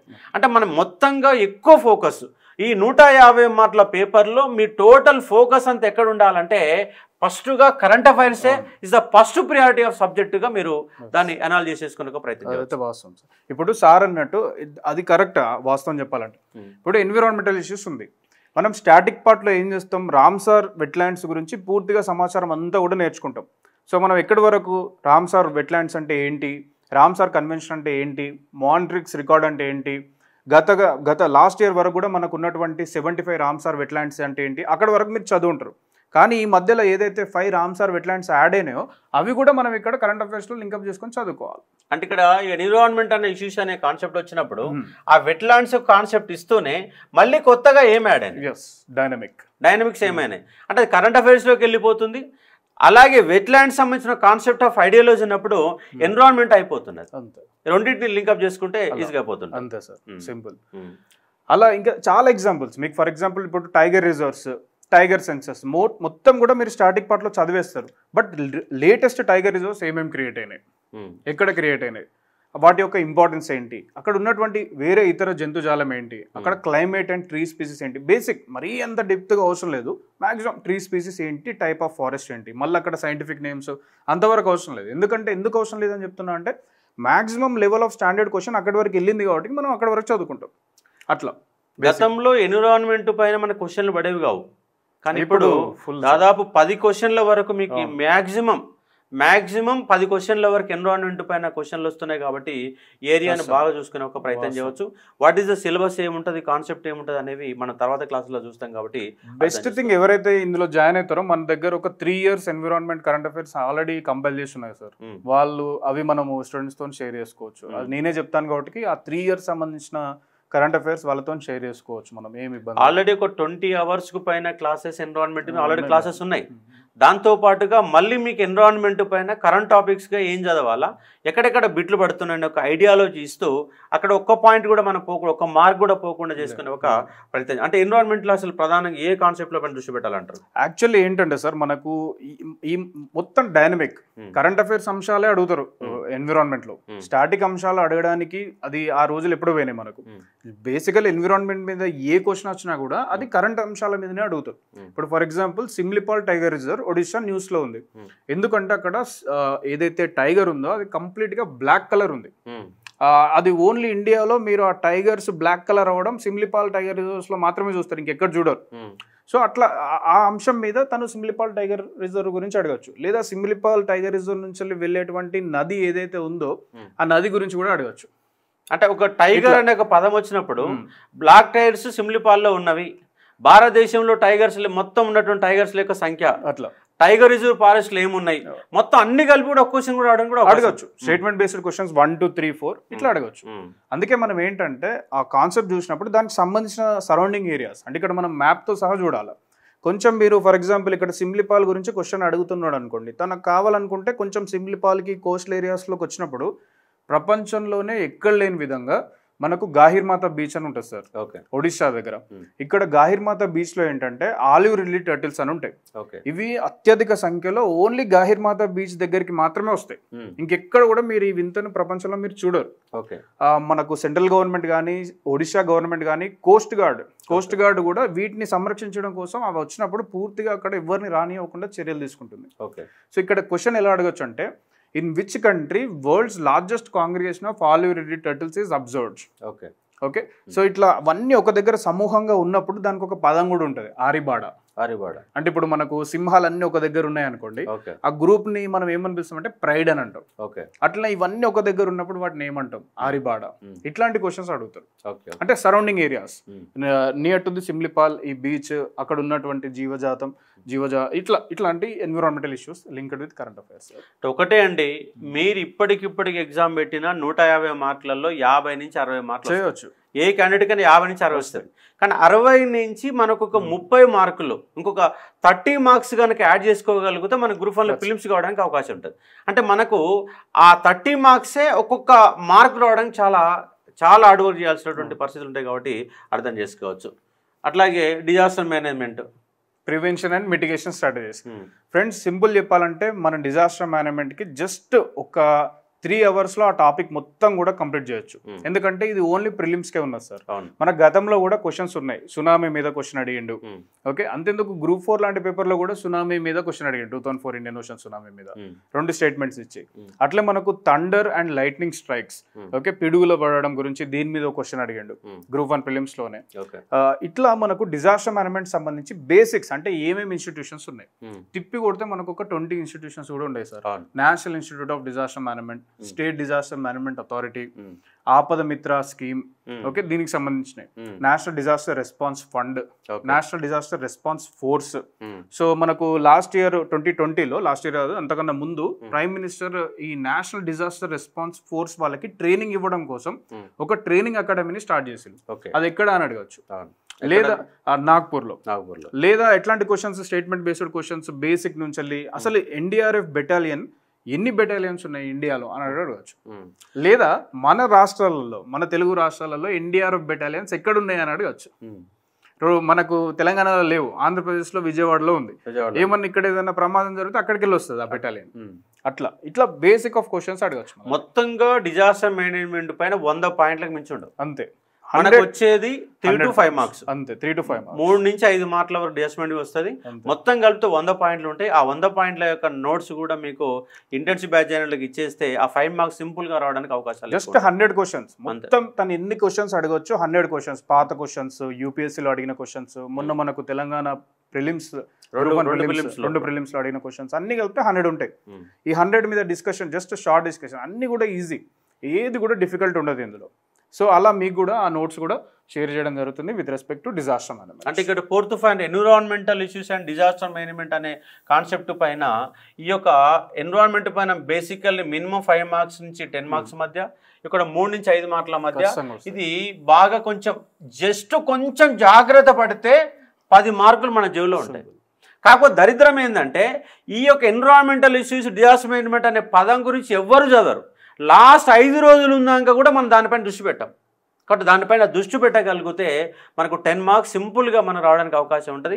గ్రూప్ 1 ఫిలిమ్సే కాదు, గ్రూప్ 2 ప్రిపరేషన్లో కూడా అయిపోతుంది. కాబట్టి మీరు అర్థం చేసుకునే ఒక ప్రయత్నం చేయవచ్చు. అలాగే జనరల్ సైన్స్ జనరల్గా మనకి ఏంటంటే సార్, అది క్వశ్చన్స్ అడుగుతున్నారు, బేసిక్ క్వశ్చన్స్ అడుగుతున్నారు. లైక్ బ్లడ్ గ్రూప్స్ మీద కావచ్చు, కొన్ని ఫిజిక్స్కి సంబంధించిన అంశాల మీద కావచ్చు, ఇట్లాంటివి. సో నాన్ సైన్స్ బ్యాక్గ్రౌండ్ వాళ్ళు పెద్దగా ఇబ్బంది పడాల్సిన అవసరం ఏమి ఉండదు. ఒక్కసారి మనం ప్రీవియస్ ఇయర్ క్వశ్చన్స్ కనుక చూసినట్టయితే స్టేట్ లెవెల్ ఎగ్జామ్స్కి సరిపోతుంది. మళ్ళీ అక్కడ ఉన్న బెస్ట్ పార్ట్ ఏంటంటే ఎక్కువ క్వశ్చన్స్ కూడా అడగట్లేదు. సో మనకు 150లో మహా అయితే ఒక 3, 4, 8 వరకు వెళ్ళినట్టు మనం గమనించాం. ఎందుకంటే ఇది ఆల్రెడీ మనం ఫిజిక్స్, కెమిస్ట్రీ, బాటనీ, జియాలజీ అంశాల పైన మొత్తం కలిపితే 5 మార్క్సే. కానీ మెయిన్ ఎంత, achievement of science and technology పైన ప్రధానంగా దృష్టి పెట్టాలా. ఇది జస్ట్ మనకు బేసిక్ ఆఫ్ నాలెడ్జ్ పైన 1 డే మొత్తంగా జనరల్ సైన్స్ పైన కేటాయించి దాంట్లో ప్రాథమిక అంశాలు కనుక చూసుకోతే, అంటే బ్లడ్ రిలేషన్స్ కానీ, రోగాలు కానీ, విటమిన్స్ కానీ, ఇలాంటి బేసిక్స్ క్వశ్చన్స్ మరీ లోతుకు పోకుండా 1 డే మొత్తం టైం కేటాయించి మొత్తం చూసుకొని మిగతా అంశాలు మొత్తం కూడా achievements of science and technology మొత్తం చదవాలి. ఎందుకంటే అచీవ్మెంట్ ఆఫ్ సైన్స్ ఆఫ్ టెక్నాలజీలో దాదాపుగా 15 మార్కులు ఈజీగా వస్తాయి. 15 మార్క్స్ మొత్తం కూడా సైన్స్ అండ్ టెక్నాలజీ బేస్లోనే క్వశ్చన్ అడుగుతారు. ఏమేమి టాపిక్స్ పైన దృష్టి పెట్టాలంటారు? ఇక్కడ కూడా ఇంకొకటి అంశం ఉంది సార్. ఈ ఏదైతే India's achievement in science and technology ఉందో, మనకు ఇది పాత achievements and at the same time new achievements, కొత్త అచీవ్మెంట్స్ కూడా ఏమేమి జరిగినాయి మనకు అంటే కరెంట్ అఫైర్స్ దృష్టిలో కూడా చదవాలి మనకు. అంటే లాస్ట్ నాకు తెలిసినంత వరకు, నేను అబ్జర్వ్ చేసినంత వరకు ఒక 2 years సంబంధించిన current affairs updates current affairs అంటే ఎట్లా ఎస్ఎన్టీ కరెంట్ అఫైర్స్ మనకు స్పేస్ సెక్టర్ ఏమేమి కొత్త రాకెట్ లాంచెస్ కావచ్చు, ఓకే, కొత్త శాటిలైట్స్ కావచ్చు, ఇట్లాంటివి కొత్త టెలిస్కోప్స్ కావచ్చు, ఇంటర్నేషనల్ స్పేస్ మిషన్స్ కావచ్చు, ఇట్లాంటివి అనమాట. అట్లానే డిఫెన్స్ కొత్త మిసైల్స్ కావచ్చు, ఇట్లాంటివి అనమాట. అలానే న్యూక్లియర్ లో కూడా ఈ మధ్యలో ఒక కొత్త అచీవ్మెంట్ జరిగింది. ఒక ఇండియన్ సైంటిస్ట్ ఇన్ అమెరికా ఆయన కొత్త న్యూక్లియర్ ఫ్యూయల్ ని తయారు చేయడానికి ప్రయత్నం చేశారు. సో అది ఇంకా టెస్టింగ్ స్టేజ్ లోనే ఉంది. మేబీ దాని మీద ఏదైనా క్వశ్చన్ రావచ్చు. ఈ మధ్య కాలంలో ఆటం బాంబ్ మీద కూడా చాలా డిస్కషన్స్ జరిగినాయి. సో ఈ ఆటం బాంబ్ ఓకే సృష్టికర్త ఎవరు, లేదా ఆటం బాంబ్ యొక్క వర్కింగ్ ప్రిన్సిపల్ ఏంటి, ఇట్లాంటి బేసిక్ క్వశ్చన్స్ కూడా మనకు చూడవచ్చు. అలానే ఇండియాకి సంబంధించిన అటామిక్ టెస్ట్ల గురించి అడగవచ్చు, అక్కడ ఎక్స్ప్లోర్డ్ అయిన అటామిక్ బాంబ్స్ గురించి, ఓకే, అంటే ఏ type of nuclear devices, fission డివైసెసా, ఫ్యూజన్ డివైసెసా, ఇట్లాంటివి కూడా మనకు కొంత ఇన్డెప్త్ ఆఫ్ కాన్సెప్ట్ ఉన్న క్వశ్చన్స్ కూడా మీరు ఇక్కడ ఎక్స్పెక్ట్ చేయొచ్చు. బట్ ఓవరాల్ నేను చెప్పేది అంటే ఎస్ఎన్టీ మీరు స్టాటిక్గా డివైడ్ చేయాలి అండ్ ఆల్సో కరెంట్ అఫైర్స్ లాగా కూడా మీరు డివైడ్ చేయాలి. అంటే మీరు ఈ అంటే ఎట్లా అంటే మనకు 4 ఓకే ఏవైతే మనకు స్పేస్ లాంచ్ వెహికల్స్ ఉన్నాయో దాంతోపాటు ఇండియాలోని ఓకే విక్రమ్-S రాకెట్స్, అంటే ప్రైవేట్ సెక్టర్ సంబంధించిన స్కై రూట్ కంపెనీ తయారు చేసినటువంటి విక్రమ్-S రాకెట్స్, దాని స్పెసిఫికేషన్స్ మీరు ఎస్ఎన్టీ కరెంట్ అఫైర్స్ అంశంలో అచీవ్మెంట్స్ లాగా చూడాలి. ఎస్ఎన్టీ అంటేనే మొత్తంగా దాదాపు 70% ఆఫ్ క్వశ్చన్స్ కరెంట్ అఫైర్స్ బేస్లోనే క్వశ్చన్ అడుగుతారు. Current affairs main current affairs బేస్లో క్వశ్చన్ అడుగుతారు. కాకపోతే ఏంటంటే ఇన్ డెప్త్ ఆఫ్ నాలెడ్జ్, అంటే ఒకటే మిషన్ మీద మల్టిపుల్ క్వశ్చన్స్, ఇట్లా మనం ఆ మోడల్ మనం చూడొచ్చు టీఎస్పీఎస్లో. ఇది SNT sir. SNT is basically ఏంటంటే ఇది మనకు స్టాటిక్ అండ్ కరెంట్ అఫైర్స్ 2 కలుపుకుంటే 2 years కరెంట్ అఫైర్స్ చూస్తే ఈజీగా అయిపోతుంది. ఎక్కువ క్వశ్చన్స్ అడుగుతున్నారు కాబట్టి we can do that. And ఇంకా బెస్ట్ పార్ట్ ఏంటంటే ఎవరైతే ఇందులో జాయిన్ అవుతారో వాళ్ళకు స్పేస్ ఒక 100 questions, డిఫెన్స్ ఒక 100 questions మనకు ఆల్రెడీ తయారు చేసి ఉన్నాం కాబట్టి ఈజీ అయిపోతుంది సార్ వాళ్ళకి ప్రాక్టీస్ పరంగా చూసినట్టయితే. ఇక్కడ మీరు ప్రధానంగా దృష్టి పెట్టాల్సింది ఏంటంటే ఆర్ట్స్ బ్యాక్గ్రౌండ్ అనుకో, మీది కనుక ఆర్ట్స్ బ్యాక్గ్రౌండ్ అయితే ఈ 3 అంశాలు బాగా చూసుకోవాలి. ఒకటి కరెంట్ అఫైర్స్, రెండవది ఎస్ఎన్టీ, మూడవది ఆర్థమెటిక్ అండ్ రీజనింగ్. ఈ 3 గనక మీరు గనక చూసుకుంటే మీరు ఈజీగా ప్రిలిమినరీ ఎగ్జామ్ క్వాలిఫై అవ్వడానికి అవకాశాలు 99% ఉంటాయి. ఆర్ట్స్ బ్యాక్గ్రౌండ్ ఉన్న వాళ్ళు, సైన్స్ బ్యాక్గ్రౌండ్ ఉన్న వాళ్ళకి మొత్తం మిగతా మళ్ళీ ఆర్ట్స్ బ్యాక్గ్రౌండ్ సబ్జెక్టులు ఉన్నాయి కాబట్టి కొంత కష్టం కావచ్చు, కానీ ఇక్కడ మీకు కొంత ఈజీ అవుతుంది. కానీ ఆర్ట్స్ బ్యాక్గ్రౌండ్ వాళ్ళు మాత్రం ఈ 3 గనక మీరు సీరియస్ ఎఫర్ట్ పెట్టకపోతే 100% నాట్ క్వాలిఫైడ్ లిస్ట్లో ఉండడానికి అవకాశాలు ఎక్కువ ఉంటాయి కాబట్టి కొంత చూసుకునే ఒక ప్రయత్నం చేయవచ్చు. కాబట్టి మొదటి 3 అంశాలు, మొదటి 4 అంశాలు ఇక్కడ చాలా ఇంపార్టెంట్ ఆఫ్ కాన్సెప్ట్గా చూసుకునే ఒక ప్రయత్నం చేయవచ్చు. చూడండి ఇక్కడ 4 అంశాలు, ఇల్లు ఒక కరెంట్ అఫైర్స్ అనేది పోతుంది. కరెంట్ అఫైర్స్ అని పోతే మిగిలినటువంటి ఏంటంటే science background of concept of ఐడియాలజీలో మీకు ఉంది. అంటే current affairs, general science, environmental issues and disaster management. ఇక్కడ దాదాపుగా ఈ 2 ఏరియాల నుంచి ఒక 50 మార్కులు ఈ 4 కాన్సెప్ట్లకు వెళ్ళి 50 మార్క్స్ మనకు రావడానికి అవకాశాలు ఎక్కువ ఉన్నాయి. కాబట్టి చాలామంది అంటే ఈ ఏరియాలు చదవడానికి చాలా తక్కువ టైం ఇస్తారు, చికాకు అనిపిస్తుంది, చదవడానికి ఇబ్బంది అవుతూ ఉంటుంది. కాబట్టి ఈ 4 టాపిక్స్ పైన మీరు ఫస్ట్ నుంచి ఫోకస్ పెట్టండి. 1 monthలో మీకు ఒక కంప్లీట్ ఆఫ్ నాలెడ్జ్ వచ్చి కొంత ఎక్కువ చదవాలని ఒక ఫీలింగ్ రావడానికి అవకాశాలు ఎక్కువ ఉంటాయి. కాబట్టి environment, disaster management, science and achievements of science and technology concepts, అలాగే కరెంట్ అఫైర్స్ ఈ 4 అంశాలపైన ప్రధానంగా దృష్టి పెట్టండి. ఇక మీకు మొత్తము మిగిలిన అంశాలలో ఒక కరెంట్ అఫైర్స్ పక్కన ఆర్థమెటిక్ రీజనింగ్ కనుక పక్కన పెడితే మిగతా అంశాలు ఏంటంటే సోషల్ సైన్సెస్. సోషల్ సైన్సెస్లో మనకు ఉన్నటువంటి సోషల్ కాన్సెప్ట్లో మీకు మొత్తం కనబడతా ఉన్నాయి. మీరు చూడండి ఇక్కడ మొత్తంగా 13 అంశాలు ఇచ్చారు. మొదటివి ఈ యొక్క general science, science and technology, environment, disaster management, logical reasoning, analytical ability పక్కన పెడితే మిగతా 4 సబ్జెక్టులు ఏంటివి? Geography, history, polity, economy. 10th క్లాస్లో ఉన్నటువంటి 4 సబ్జెక్టులు. సోషల్ స్టడీస్లో ఏమైతే ఉన్నాయో జియోగ్రఫీ, పాలిటీ, ఎకానమీ ఈ యొక్క అంశాలు. అలాగే దాంట్లోకి వెళ్ళి మీకు సోషల్ ఎక్స్క్లూజన్ కూడా దాంట్లోకి వెళ్ళి పడుతుంది. హిస్టరీ అంటే ఇండియన్ హిస్టరీ అంటాడు, తెలంగాణ హిస్టరీ అంటాడు, పాలిటీ అంటాడు, గవర్నెన్స్ అంటాడు, ఎకానమీలో ఇండియన్ ఎకానమీ అంటాడు, తెలంగాణ ఎకానమీ అంటాడు. మొత్తంగా 4 సబ్జెక్టులకు వెళ్ళే మనకు వస్తాయి. కాబట్టి ఇక్కడ ఈ 3 అంశాలు ఏమో కొంచెం ఇబ్బంది పెట్టే విధంగా జనరల్ సైన్స్, ఎన్విరాన్మెంట్ ఇష్యూలు, logical analytical ability and data impression నాలాంటి సోషల్ స్టడీస్ వాళ్ళు బాగా ఫోకస్ పెట్టాల్సిన అంశం ఉంది. కాబట్టి అర్థం చేసుకోవచ్చు ఎంత సైన్స్ బ్యాక్గ్రౌండ్ ఆఫ్ కొంత కాన్సెప్ట్ కనబడితే ఇక్కడికి వెళ్ళి మొత్తం కూడా ఆర్ట్స్ బ్యాక్గ్రౌండ్ ఆఫ్ కాన్సెప్ట్లో మనం చూసుకోవచ్చు. అట్లాగే economy and social development of India అంటే ఏం దృష్టి పెట్టాలంట దీని మీద? ఇప్పుడు ఎకానమిక్ డెవలప్మెంట్ ఆఫ్ ఇండియా అన్నప్పుడు మొత్తం ఎకానమీ చూడాల్సిన అవసరం లేదు సార్, నిజం చెప్పాలంటే. క్వశ్చన్స్ బేసిక్ లెవెల్లో అడుగుతున్నారు. అంటే మనకు సింపుల్ గా మనం జస్ట్ బేసిక్స్ అంటే ఇన్ఫ్లేషన్ అంటే ఏంటి, టైప్స్ ఆఫ్ ఇన్ఫ్లేషన్, ఆర్బీఐ యొక్క మానిటరీ పాలసీ ఇన్స్ట్రుమెంట్స్ కావచ్చు, లేదా ఫిజికల్ ఇన్స్ట్రుమెంట్స్ కావచ్చు.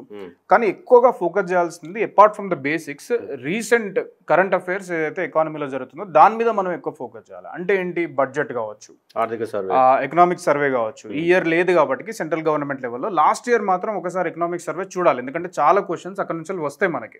అట్లీస్ట్ సమ్మరీ అన్న చూడడానికి ప్రయత్నం చేయాలి.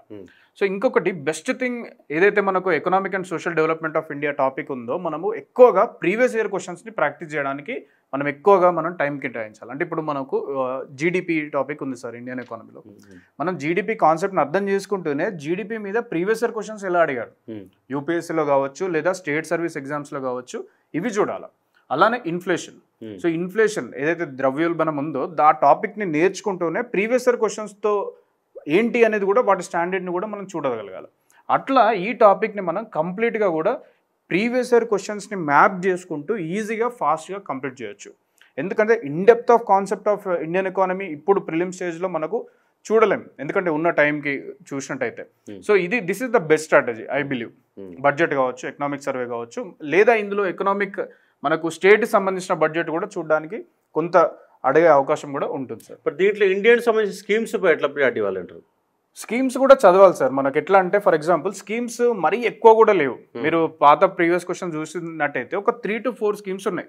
అంటే క్వశ్చన్స్ ఒకసారి 2 క్వశ్చన్స్, ఇంకోసారి 3 క్వశ్చన్స్ ఉన్నాయి 2 ప్రిలిమ్స్లో. జనరల్గా మనకు స్కీమ్స్, మన కంపైలేషన్ ఆఫ్ స్కీమ్స్ ఒకటి చదివినా సరిపోతుంది. లేదంటే ఈ మధ్యలో గవర్నమెంట్ ఆఫ్ ఇండియా మంచి డాక్యుమెంట్స్ రిలీజ్ చేస్తుంది, లైక్ న్యూ ఇండియా సమాచార్. 15 రోజులకు ఒకసారి వస్తుంది సార్ న్యూ ఇండియా సమాచార్. ఫ్రీగా ఆన్లైన్లో దొరుకుతుంది మనకు. గవర్నమెంట్ ఆఫ్ ఇండియాకి సంబంధించిన ఆ 15 డేస్లో కొత్త స్కీమ్స్, ఇనిషియేటివ్స్, వాటికి సంబంధించిన స్టాటిస్టిక్స్, ఏమేమి మినిస్ట్రీస్ ఇంప్లిమెంట్ చేస్తున్నాయి, ఇట్లాంటివి అడుగుతారు. ఇంకొకటి చెప్పాలంటే మొత్తం మనం ఎంత అనలైజ్ చేసినా కూడా all over India national level government కనుక మీరు తీసుకున్నట్టయితే ఒక 200 స్కీమ్స్ ఉంటాయి సార్. ఏ స్కీమ్నైనా మీరు ఒక టెంప్లెట్ ఫార్మాట్లో చదవాలి. అంటే ఎట్లా, ఫస్ట్ స్కీమ్ యొక్క పేరేంది, సెకండ్ ఏ సంవత్సరంలో ఆ స్కీమ్ లాంచ్ అయింది, month and the year, third A ministry కింద ఈ స్కీమ్ పనిచేస్తుంది, ఫోర్త్ దీని యొక్క ముఖ్య ఉద్దేశం ఏంది, అంటే ఏ వర్గాలకు, ఫిఫ్త్ ఏ వర్గాలకు ఉద్దేశించి ఈ స్కీమ్ వచ్చింది. ఇంతే 5 పాయింట్స్, ఇంకా మనకి ఎక్కువ అవసరం లేదు. తను అడిగినా కూడా స్టేట్మెంట్ బేస్డ్ క్వశ్చన్ అడిగినా కూడా ఇదే అడుగుతారు. ఇట్లా మినిస్ట్రీ ఆఫ్ జల్ శక్తి. దానికి ఇంకోటి ఏంటంటే ఆ స్కీమ్ యొక్క అర్హులు ఎవరు, అర్హులకు ఉండే లక్షణాలు ఏంటి, అంతవరకు కూడా వెళ్ళొచ్చు. ఒకవేళ ఇన్ డెప్త్ ఆఫ్ క్వశ్చన్ అడగాలనుకుంటే అంతవరకు కూడా వెళ్ళొచ్చు. అండ్ స్కీమ్ యొక్క ప్రోగ్రెస్ ఏంటి, ఇప్పుడు జల్ జీవన్ మిషన్ ఉంది, ప్రతి ఇంటికి కూడా మనకు ఫంక్షనల్ హౌస్ హోల్డ్ ఏదైతే డ్రింకింగ్ వాటర్ ట్యాప్ కనెక్షన్ ఉందో అది ఇస్తారు అనమాట. కొన్ని స్టేట్స్ 100% కంప్లీట్ చేసినాయి, అలా మన తెలంగాణ స్టేట్ కూడా ఉంది. అయితే క్వశ్చన్ ఎలా అడుగుతారంటే ఇందులో ఎంత ఒక్కొక్క హౌస్ హోల్డ్కి ఎంత amount of litres of water ఇవ్వాలనుకుంటుంది, 50 లీటర్స్, అది అడగవచ్చు. లేదా ఫస్ట్ స్టేట్ 100% కవర్ చేసింది ఏది, ఇది అడగచ్చు. ఇట్లా అంటే స్కీమ్ యొక్క టెంప్లెట్తో పాటు ఆ స్కీమ్ ఏ దశలో ఉంది, ప్రస్తుతం యొక్క ఏ దశలో ఉంది అనేది కూడా మీరు చూడాలి. బెస్ట్ సోర్స్ స్కీమ్స్కి వచ్చేసరికి మనకు న్యూ ఇండియా సమాచార్ ఒకటి గవర్నమెంట్ ఆఫ్ ఇండియా ఫ్రీగా ప్రొవైడ్ చేస్తుంది. సెకండ్ ప్రెస్ ఇన్ఫర్మేషన్ బ్యూరో, అది తెలుగులో కూడా ఉంది. అది మనకు ఒకటి అదృష్టం తెలుగు క్యాండిడేట్స్కి. గవర్నమెంట్ ఆఫ్ ఇండియా యొక్క అఫీషియల్ వెబ్సైట్.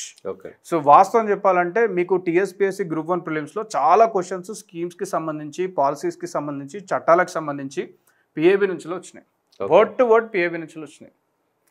అది మనం ఇక్కడ కవర్ చేసుకోవచ్చు సార్ స్కీమ్ గురించి. ఇప్పుడు ఎకానమీకి లింక్డ్గా మనం చూసుకునే ఒక ప్రయత్నం చేసినప్పుడు ఇక్కడ ఏముంది, Indian economy and social development of India అన్నాడు, ద సేమ్ టైం దానికి పాలసీస్ ఆఫ్ తెలంగాణ స్టేట్ అన్నాడు. అంటే ఇక్కడ ప్యూర్లీ తెలంగాణ ఎకానమీ చదవకుండా ఇప్పుడు కొత్త గవర్నమెంట్ వచ్చింది, కాంగ్రెస్ గవర్నమెంట్ వచ్చింది, ఇప్పుడు 6 గ్యారంటీస్ ఉన్నాయి. అంటే కాంగ్రెస్ గవర్నమెంట్ యొక్క ఎన్నికల మేనిఫెస్టోని కనుక మీరు క్లారిటీగా చదువుతూ దాని తర్వాత ఇప్పుడు గవర్నమెంట్ కనుక గత 3 నెలలుగా ఏ విధంగా అయితే ఇంప్లిమెంటేషన్ కోసం ప్రయత్నం చేసిందో ఆ కాన్సెప్ట్లు చూసుకోవాలి సరిపోతుంది. అంతే సార్. ఇంకా మనకు బెస్ట్ థింగ్ ఏంటంటే మనకు ఇదివరకు మనకు టీఆర్ఎస్ గవర్నమెంట్లో మనకు ఇది మన తెలంగాణ మ్యాగజైన్ అని ఉండేది సార్. అది కొద్ది రోజులు ఆప్ చేశారు అక్టోబర్లో. మళ్ళీ ఇప్పుడు మొన్న జస్ట్ ఫ్యూ డేస్ బ్యాక్ మళ్ళీ జనవరికి సంబంధించిన తెలంగాణ మ్యాగజైన్ మళ్ళీ మనకు తెలుగు ఇంగ్లీష్లో ఉంది. అక్కడ మనకు ఎక్స్ట్రా ఇన్ఫర్మేషన్ ఈ పాలసీస్ ఆఫ్ తెలంగాణ స్టేట్కి యూజ్ అవుతుంది సార్. అట్లాగే మీరు ఓల్డ్ డాటా ఇప్పుడు కేసీఆర్ గవర్నమెంట్ ఇంప్లిమెంట్ చేసేటటువంటి ఏ స్కీము కూడా మళ్ళీ రాదు. ఇప్పుడు గొర్రెల పంపిణీ కార్యక్రమం అంటాడు, ఇంకోటి ఏదో స్కీమ్ అంటాడు, ఇంకో స్కీమ్ అంటాడు, ఎన్నో రకాల స్కీమ్స్ అంటారు. కాబట్టి అలాంటి స్కీమ్స్ రావు. ప్రజెంట్ మారినవి, గతంలో ఉన్న స్కీమే ప్రజెంట్ ఏ విధంగా మారింది, దాని పేరు ఎట్లా మారింది అన్న నేపథ్యంలో గత టీఆర్ఎస్ గవర్నమెంట్ వేసినటువంటి స్కీమ్స్ అయితే మళ్ళీ ఎగ్జామ్లు రావడానికి అవకాశాలు ఎక్కువ, చాలా తక్కువ ఉంటాయి. 1% అనే కాన్సెప్ట్ తప్ప ఇంకెక్కువ ఏమి ఉండదు. కానీ ప్రజెంట్ గవర్నమెంట్ వాళ్ళ ఎన్నికల మేనిఫెస్టోలో ఏం స్కీమ్స్ పేర్కొన్నారు, గత 3-4 నెలలుగా ఏం ఇంప్లిమెంట్ చేస్తున్నారు, మొన్న రాష్ట్ర గవర్నమెంటు ప్రవేశపెట్టినటువంటి బడ్జెట్ సంబంధించిన ఒక పేపర్స్, ఆ రోజు యొక్క న్యూస్ పేపర్లు కనుక 2-3 కనుక మీరు క్లారిటీగా చూడగలిగితే ఏ స్కీమ్స్కి అంటే ఇప్పుడు ఏ స్కీమ్స్ ఎంత కేటాయించారన్నప్పుడు దాంట్లోనే వివరాలు మొత్తం వచ్చేస్తుంది. కాబట్టి బడ్జెట్ అనే దాన్ని క్లారిటీగా చూసుకునే ఒక ప్రయత్నం చేయండి.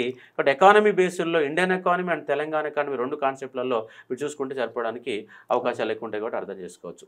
నెక్స్ట్ జాగ్రఫీ, వరల్డ్ జాగ్రఫీ ఉంది, ఇండియన్ జాగ్రఫీ ఉంది, తెలంగాణ జాగ్రఫీ ఉంది. ఇక్కడ డిజాస్టర్ మేనేజ్మెంట్ ఇచ్చిండు. అంటే జాగ్రఫీ ఒక సబ్జెక్ట్ ఏమో మార్కులేమో తక్కువ, చదివేదేమో చాలా ఎక్కువ. అంటే ఒక 150 మార్కుల సిలబస్లో ఏమైతే ఉంటుందో ఇక్కడ 25 మార్కులలో చూసుకోవాల్సిన పరిస్థితి ఏర్పడుతుంది. కాబట్టి ఇక్కడ ఫిల్మ్ చదివేటప్పుడే కొంత మెయిన్స్ పైన కొంత కాన్సన్ట్రేట్ చేసే ఒక ప్రయత్నం చేయవచ్చు. మరి వరల్డ్ జాగ్రఫీలో ఏం చదవాలని చెప్తారు సార్? ఇది వరల్డ్ జాగ్రఫీ మనము ఒకటి గుర్తుపెట్టుకోండి సార్, ఎవరు కూడా వరల్డ్ జాగ్రఫీని కంప్లీట్గా చదవలేరు. మీరు కూడా జాగ్రఫీ డిగ్రీ, అది సాధ్యం కాదు. మరి మన ఎగ్జామ్ సంబంధించి మీరు నేషనల్ లెవెల్ ఎగ్జామ్ నుంచి వెళ్ళి స్టేట్ లెవెల్ ఎగ్జామ్ ఏది తీసుకున్నా, యూపీఎస్సీ ఎగ్జామ్ తీసుకున్నా కూడా బేసిక్గా వరల్డ్ జాగ్రఫీ అంటే వరల్డ్ న్యూస్ సంబంధించి ఏవైతే కంట్రీస్ ఉంటాయో వాటి మీదే క్వశ్చన్ అడుగుతారు. మీరు తీసుకోండి, లాస్ట్ ఇయర్ కనుక యూపీఎస్సీ ప్రిలిమ్స్ పేపర్ తీసుకుంటే యుక్రెయిన్ రష్యా యుద్ధం జరుగుతుంది. క్వశ్చన్ ఏమన్నాడంటే యుక్రెయిన్ యొక్క బార్డర్ కంట్రీస్ ఏంటి అని అడిగాడు. Basic question. అంతకుముందు లాస్ట్ ఇయర్ మనకు యూపీఎస్సీలో ఒక క్వశ్చన్ అడిగాడు సార్, ఆఫ్ఘనిస్తాన్ యొక్క బార్డర్ కంట్రీస్ ఏంది అని అడిగాడు. ఎందుకు అడిగిండంటే ఆఫ్ఘనిస్తాన్లో నుంచి వెళ్ళి అమెరికన్ ఫోర్సెస్ వెనక్కి వెళ్ళిపోయినాయి కాబట్టి ఆ కంటెక్స్ట్లో అడిగాడు. అంతకుముందు ఒక 5 years మీరు వెనకకి వెళ్ళినట్టయితే సిరియా యుద్ధం జరుగుతుంది.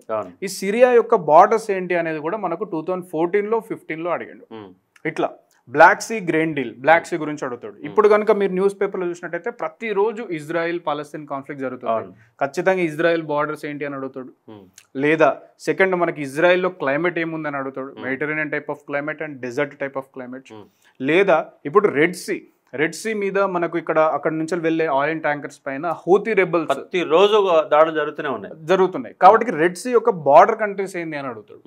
లేదా రెడ్ సీ ప్రాంతంలో ఉన్నటువంటి కంట్రీస్లో ఏ కంట్రీస్ నుంచి మనకు ట్రాపిక్ ఆఫ్ క్యాన్సర్ వెళ్తుంది, ఇట్లా బేసిక్ క్వశ్చన్స్ సార్. పెద్దగా ఏం అడుగుతారు. ఎర్ర సముద్రం అనేది అన్ని దేశాలకు మధ్యలో ఉన్నటువంటి ఒక సముద్రం. అంటే ప్రతి వ్యాపారం జరగాలంటే అన్ని ఇంక్లూడింగ్ ఎర్ర సముద్రంతో లింక్ అయి ఉంటాయి. దానిపైన దాడులు జరుగుతున్నాయి, పోతుంటే దాడులు జరుగుతుంది. కాబట్టి ఎర్ర సముద్రం అనే కాన్సెప్ట్ బౌండరీ తీసుకొని దాని మీద మొత్తంగా మనం విశ్లేషణ చేయగలిగితే కంపల్సరీ క్వశ్చన్ అవడానికి కష్టం. లేదా దీన్ని హిస్టరీతో కూడా లింక్ చేసి అడగచ్చు. సూయిజ్ కెనాల్ క్రైసిస్ మీద ఏదైనా ఒక క్వశ్చన్ అట్లా కన్ఫ్యూజ్ చేయడానికి అట్లా వేయొచ్చు. సో ఇట్లా మనము న్యూస్ పేపర్స్లో ఏవైతే ఉన్నాయో అవి మాత్రమే చదవాలా మీరు. ఇప్పుడు అమెజాన్ రెయిన్ ఫారెస్ట్ సార్, విపరీతమైన డిఫారెస్టేషన్ జరుగుతుంది అక్కడ. సో దాని మీద క్వశ్చన్ రావచ్చు. అంటే అమెజాన్ రెయిన్ ఫారెస్ట్ సౌత్ అమెరికాలో ఏ కంట్రీస్లో ఉంది, ఇట్లా బేసిక్ ఆఫ్ మనకు ఇక్కడ నుంచి రావచ్చు, నో డౌట్. అలాగే ఇండియన్ జోగ్రఫీ, ఇప్పుడు ఇండియన్ జోగ్రఫీ ఇది చూద్దాం. ఇండియన్ జోగ్రఫీ కూడా మీరు ఏంటంటే static part, dynamic parts. So static అంటే మీరు ఫార్మేషన్ ఆఫ్ హిమాలయాస్ కావచ్చు, లేదా నార్థన్ ప్లేన్స్ కావచ్చు, వెస్టర్న్ ఘాట్స్ యొక్క పూర్తిగా ఇన్ఫర్మేషన్ కావచ్చు, లేదా రివర్స్ కావచ్చు. బేసిక్ క్వశ్చన్స్ సార్, పెద్ద ఏముండే. ఒక రివర్ ఇస్తే left bank tributaries, right bank tributaries ఏంటి, బ్రహ్మపుత్ర, గోదావరి, కృష్ణ, తుంగభద్ర ఇట్లాంటివి. దీంతో పాటు కొత్త డైనమిక్ అంశాలు కూడా మీరు నేర్చుకోవాలి. మరి కొత్త డైనమిక్ అంశాలు ఏమున్నాయి ఇక్కడ ఇండియన్ జోగ్రఫీకి వచ్చేసరికి? ఫర్ ఎగ్జాంపుల్ మనకు నేషనల్ వాటర్ వేస్ ఖచ్చితంగా క్వశ్చన్ ఉంటుంది sir, no doubt about that. Okay, national waterways. రెండోది వచ్చేసి మనకు క్వశ్చన్ డెడికేటెడ్ ఫ్రీట్ కారిడార్స్ అని మొత్తం మనకు Delhi, Mumbai dedicated freight corridors అని, అట్లనే మనకు Bengaluru, Chennai dedicated freight corridor, ఇట్లాంటి కొన్ని డెడికేటెడ్ ఫ్రీట్ కారిడార్ ప్రాజెక్ట్స్ని గవర్నమెంట్ ఆఫ్ ఇండియా టేకప్ చేస్తుంది. ఇది ఖచ్చితమైన క్వశ్చన్ మనకు, నో డౌట్. కొత్త ఎయిర్పోర్ట్స్, కొత్త పోర్ట్స్, మేజర్ పోర్ట్స్ లిస్ట్ ఇట్లాంటివి మనకు. కొత్తగా నేషనల్ హైవేస్ రినేమ్ చేసిల్లు, అలా ఇంపార్టెంట్ నేషనల్ హైవేస్ ఏంటి, కొన్ని main projects, infrastructure development projects, Bharatmala project, Sagarmala project, current affairs సంబంధించి. ఓకే, ఇట్లా ఇంకా మనకు కొన్ని చూసినట్టయితే మనకు ఇండస్ట్రియల్ కారిడార్స్. సో రీసెంట్గా మనం న్యూస్ పేపర్లో చూసినాం, చీఫ్ మినిస్టర్ రేవంత్ రెడ్డి గారు మనకు ఇది మన హైదరాబాద్ నాగ్పూర్ ఇండస్ట్రియల్ కారిడార్ దీనికి పర్మిషన్ ఇవ్వండి అని చెప్పేసి సెంట్రల్ గవర్నమెంట్ రిక్వెస్ట్ మినిస్టర్ కూడా మనకు కలిసినాడు. అట్లా లేదా మనకు ఈ ఆర్ఆర్ఆర్ రీజనల్ రింగ్ రోడ్స్ దానికి సంబంధించి సదరన్ పార్ట్ ఆఫ్ ఆర్ఆర్ఆర్ ని మనం నేషనల్ హైవేగా డిక్లేర్ చేయాలనేది కూడా ఒకటి డిస్కషన్ జరుగుతుంది. సో అది తెలంగాణ జోగ్రఫీ లేదా ఇండియన్ జోగ్రఫీ రెండిట్లో ముడిపెట్టి అడగవచ్చు మన క్వశ్చన్స్. కొంత కాన్సెప్ట్ అంటే హిస్టరీ అంటే మన దాని యొక్క సరిహద్దులు ఏంది, తెలంగాణ యొక్క సరిహద్దులు ఏంది, ఏ రాష్ట్రాలతో సరిహద్దుని కలిగి ఉంది, మ్యాప్ పాయింటింగ్ ముందర పెట్టుకొని చూసుకోవడం, తెలంగాణలో అడవుల విస్తీర్ణం ఎట్లా ఉంది, పాపులేషన్ విస్తీర్ణం ఎట్లా ఉంది, ఈ నేపథ్యంలో బౌండరీస్ ఎక్కడెక్కడ లింక్ ఉన్నాయి, పంటలు ఏంటి, ఇలాంటి కొంత బేసిక్ లోపలికి వెళ్తూ కరెంట్ అఫైర్స్ లింక్ చేసుకోగలిగితే మీకు ఈజీగా రావడానికి అవకాశం. 3 మ్యాప్స్ డైలీ ఒక్కొక్క 5 మినిట్స్ చూడాలి. World map, India map, Telangana map 5 నిమిషాలు. ఇప్పుడు మనం న్యూస్ పేపర్ చదువుతుంటే రష్యా న్యూస్ లో ఉన్నది, వరల్డ్ మ్యాప్ అసలు రష్యా బార్డర్స్ ఏమేమి ఉన్నాయి ఇట్లా. సో అట్లనే మనకు ఓకే న్యూస్ పేపర్ చదువుతుంటే ఏదో ఒక స్టేట్ ఏదైనా కావచ్చు కరెంట్ అఫైర్స్ మనకు మధ్యప్రదేశ్ న్యూస్ లో ఉంది, దాని చుట్టూ ఓకే ఏమేమి స్టేట్స్ ఉన్నాయి చూడాలి. అట్లే మనకు కొన్ని dynamic interlinking of reverse project ఖచ్చితంగా క్వశ్చన్ ఉంటుంది సార్. అట్లనే ఇయర్ ఎల్నినో వస్తుంది అండ్ ఎల్నినో రిసీడ్ అవుతుంది కూడా ఫాస్ట్గా, ఎల్నినో మీద కూడా క్వశ్చన్స్ రావచ్చు. ఇట్లాంటి బేసిక్ క్వశ్చన్స్ మనకు అంటే జాగ్రఫీలో స్టాటిక్ అండ్ డైనమిక్ రెండుగా డివైడ్ చేసుకుని కూడా మీరు చదవాలి. ఫారెస్ట్ కంపల్సరీ మీరు అన్నట్టు ఇంపార్టెంట్, మినరల్స్ వచ్చేసరికి క్రిటికల్ మినరల్స్ అదొకటి ఇంపార్టెంట్. ఇట్లా బేసిక్ ఆఫ్ ఐడియా కలిగి ఉంటే సరిపోతుంది. అట్లా సార్ ఇది జాగ్రఫీకి సంబంధించిన కాన్సెప్ట్. ఇక మనం చూస్తే ఇండియన్ హిస్టరీ ఇచ్చాడు, తెలంగాణ హిస్టరీ ఇచ్చారు. అంటే ఇక్కడ Indian history and cultural heritage of India, అలాగే society culture heritage arts and literature of Telangana అని చెప్పేసి హిస్టరీకి సంబంధించి ఇక్కడ ఉద్యమ చరిత్ర ఫిలిమ్స్లో లేదండి. ఉద్యమ చరిత్ర ప్రిలిమినరీ ఎగ్జామ్లో అనేది ఇక్కడ కనబడతలేదు. మెయిన్స్లోనే 150 మార్కులు ఉంది. మెయిన్స్లో కూడా ఎలాంటి సిలబస్లో చేంజెస్ లేవు. కానీ ఇక్కడ మీరు ఏమంటారు అంటే society culture heritage art and literature అంటున్నాడు. ఇక్కడ కూడా కల్చర్ హెరిటేజ్ ఆఫ్ ఇండియా అని చెప్పేసి పదాలు వాడిండు. అంటే ఇక్కడ కల్చర్కి ప్రియారిటీ ఇవ్వాల, పొలిటికల్ హిస్టరీకి అవసరం లేదు. ఢిల్లీ సుల్తాన్ల కాలంలో బానిస వంశం అని, ఖిల్జీ వంశం అని, ఇట్లా వంశాల పేర్లు, వాళ్ళ రాజులు వాళ్ళు ఏం యుద్ధాలు చేశారని ఏం క్వశ్చన్ అడిగారు మీకు. ఢిల్లీ సుల్తాన్ల కాలంలో నిర్మాణాలు ఏమున్నాయి, ఢిల్లీ సుల్తాన్ల కాలంలో సాహిత్య రచన ఏం జరిగింది అన్న కాన్సెప్ట్ ఆఫ్ ఓరియంటేషన్లో మనం చూసుకోవాలి. ఇంకోటి ఏంటంటే మొత్తం ఇండియన్ హిస్టరీలో, మొత్తం తెలంగాణ హిస్టరీలో ఎవరైతే రాజులు ఉన్నారో ఆ రాజులు అనేవాళ్ళు నిర్మించిన నిర్మాణాలు, ఆ రాజులు అనేవాళ్ళు రాసిన గ్రంథాలు, అంటే సాహిత్యము, నిర్మాణము, శిల్పకళ, నగర శైలి, ద్రావిడ శైలి, వేసర శైలి యొక్క నిర్మాణాలు, అమరావతి శిల్పకళ లాంటి అంశాలు మొత్తం కూడా చూసుకోగలిగితే ఈజీగా ఉంటుంది. ఈ హిస్టరీకి సంబంధించిన ఒక ప్రతి పాయింట్ నేను చెప్పిన క్లాసులోకి వెళ్ళి దాదాపుగా రావడానికి అవకాశాలు 80 to 90% రావడానికి అవకాశాలు ఎక్కువ ఉంటాయి. కాబట్టి అవన్నీ అంశాలు ఇస్తాం. అయితే ఇటీవల కాలంలో తెలంగాణ హిస్టరీలో కొంత కల్చర్ లోపలికి వెళ్తున్నాడు. ఇస్లామిక్ కల్చర్లో ఉన్న పదజాలం అడుగుతున్నాడు. ఒక ఛాయ్ అని అడుగుతున్నాడు, తెలంగాణలో వంటకాలు అడుగుతున్నాడు. అది ఎక్కడ ఉందనే ఒక నేపథ్యంలో కొంత లోపడి పోయి డ్రెస్ కోడింగ్ అడుగుతున్నాడు. లాస్ట్ టైము గ్రూప్ 1 ఫిలిమ్స్లో డ్రెస్ కోడ్కి సంబంధించినటువంటి క్వశ్చన్లు అడిగారు. కొంత తెలంగాణ హిస్టరీ కొంత అవుట్ ఆఫ్ సిలబస్ పోయి ఒక 3-4 క్వశ్చన్లు పడుతూ ఉన్నాయి. ఇవాళ మనకి ఈ సంవత్సరం మనకు సమ్మక్క సారక్క జాతర జరుగుతుంది. ఆ సమ్మక్క సారక్క జాతర నేపథ్యంలో ఒక క్వశ్చన్ పడడానికి ఆస్కారం అంటే కాకతీయ డైనాసిటీ పైన బాగా మనం ఫోకస్ పెట్టాలా, నిజామ్స్ పైన బాగా ఫోకస్ పెట్టాలా, కుతుబ్ షాల యొక్క కల్చర్ పైన. ఎందుకంటే హైదరాబాదులో టోటల్ పర్యాటక రంగం అంటే కనపడేది కేవలం కుతుబ్ షాలే అండి. ఎందుకంటే చార్మినార్ పోయిన కుతుబ్ షాలే కనపడతారు, గోల్కొండ కోట పోయిన కుతుబ్ షాలే కనపడతారు, కుతుబ్ షా టోమ్స్ అని అవే కనబడతాయి. అంటే ఇవాళ పత్తి నిర్మాణం హుస్సేన్ సాగర్, ఇవాళ హైదరాబాదులో మొత్తం చుట్టూ పర్యాటక రంగం మొత్తం వ్యాపించినట్టు హుస్సేన్ సాగర్ నిర్మించింది కూడా కుతుబ్ షాల కాలంలో. హైదరాబాదులో పర్యాటక రంగం అనగానే మనం కుతుబ్ షాల లిస్టులోకి వెళ్ళిపోతాం. అలాగే 7th నిజామ్స్ కాలంలో, 6th నిజాం కాలంలో హైదరాబాదులో నిర్మించబడిన నిర్మాణాలు కూడా చాలా ఇంపార్టెంట్. ఆర్ట్స్ కాలేజ్ కావచ్చు, పారిశ్రామిక రంగం కావచ్చు, అలాగే బస్ భవన్ లాంటి అంశాలు కావచ్చు. అంటే కొత్త కొత్త డిఫరెంట్ ఆఫ్ కాన్సెప్ట్లు ఇవాళ కూడా కనబడుతున్నటువంటి ఏంటిది, అసెంబ్లీ భవనం కనబడుతుంది, సెక్రటేరియట్ మన్నే కూలగొట్టి మళ్ళా కట్టారు. ఇలాంటి అంశాలు 6th నిజాం 7th నిజాం కాలంలో తీసుకున్న ప్లేసెస్, నిర్మించిన నిర్మాణాలు మనకు కనబడుతున్నాయి. కాబట్టి అక్కడ కల్చర్ నేపథ్యం చూసుకోవాలా. అంటే ఒకటే ఇక్కడ కల్చర్ అన్నప్పుడు గ్రంథాలు, ఆ గ్రంథాల నేపథ్యంలో ఏమైనా కొత్త అంశాలు ఉన్నాయని చూసుకోవాలా. దాంతోపాటుగా నిర్మాణాలు గ్రంథాలు నిర్మాణాల ఆధారంగా ఉన్నటువంటి కల్చర్ని మనం బాగా ఫోకస్ చేయాల్సిన అంశం ఉంది. సింధు నాగరికత ఉంది. సింధు నాగరికత కాలంలో ఏ నిర్మాణాలు ఎక్కడ బయటపడిందనే క్వశ్చన్ కాకుండా అమ్మ తల్లి, పశుపతి అంటే కల్చర్ నేపథ్యంలోనే వేద నాగరికత ఉంది.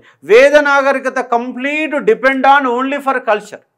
వేదాలు, ఉపవేదాలు, దాంతోపాటుగా మహాభారతం, రామాయణం, ఆ నేపథ్యంలో ఉన్న గ్రంథాలు, ఉన్న రైటర్స్, గ్రంథాలకు ఉన్న అనుబంధాలు, బ్రాహ్మణాలు ఏమున్నాయి, సంహితలు ఏమున్నాయి, ఉపనిషత్తులు ఏమున్నాయి, లాంటి అంశాలపైన ఫోకస్ చేయాలి. అంటే వేద నాగరికత, సింధు నాగరికత, బౌద్ధ జైన మతాలు, బుద్ధిజం జైనిజం నిర్మాణాలు కావచ్చు, బుద్ధిజం జైనిజం గ్రంథాలు కావచ్చు, వర్ధమానవుడు అలాగే గౌతమ్ బుద్ధ యొక్క పర్సనల్ అంశాలు కావచ్చు, కంప్లీట్ కల్చర్ నేపథ్యంలోనే ఉన్నటువంటి చాప్టర్స్ ఏంటంటే సింధు నాగరికత, వేద నాగరికత, బుద్ధిజం, జైనిజం అనే కంప్లీట్ కల్చర్ మీద డిపెండ్ అయిన గ్రంథాలు ఉన్నటువంటి చాప్టర్స్.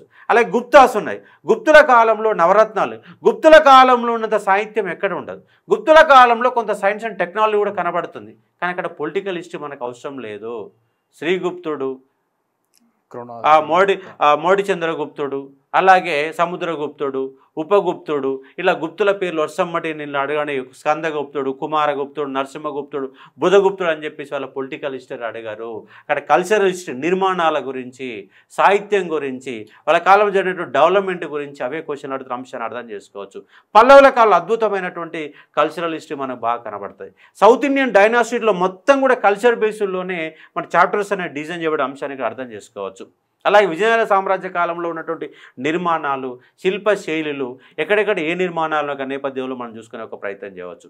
కానీ ఇక్కడ పొలిటికల్ హిస్టరీ అనే పాయింట్ని మొత్తం కంప్లీట్ పెట్టేసి కేవలం కల్చర్ హిస్టరీ నేపథ్యంలోనే మనం ఫోకస్ కనుక పెట్టగలిగితే ఈజీగా ఉంటుంది. అంటే పుస్తకంలో ముందుగా పొలిటికల్ హిస్టరీ ఉంటుంది, తర్వాత అడ్మినిస్ట్రేషన్ ఉంటుంది. అంటే పొలిటికల్ హిస్టరీ, అడ్మినిస్ట్రేషన్ అయిపోయిన తర్వాత ప్రతి చాప్టర్లో ఉన్నటువంటి చివరి 2-3 పేజీలు చదివితే మనం ఇక్కడ క్వశ్చన్ చేయగలుగుతాం. మొత్తం మొగలాయల్స్ ఉన్నది, మొగలాయల పైన 100 పేజీల పుస్తకం ఉంటుంది.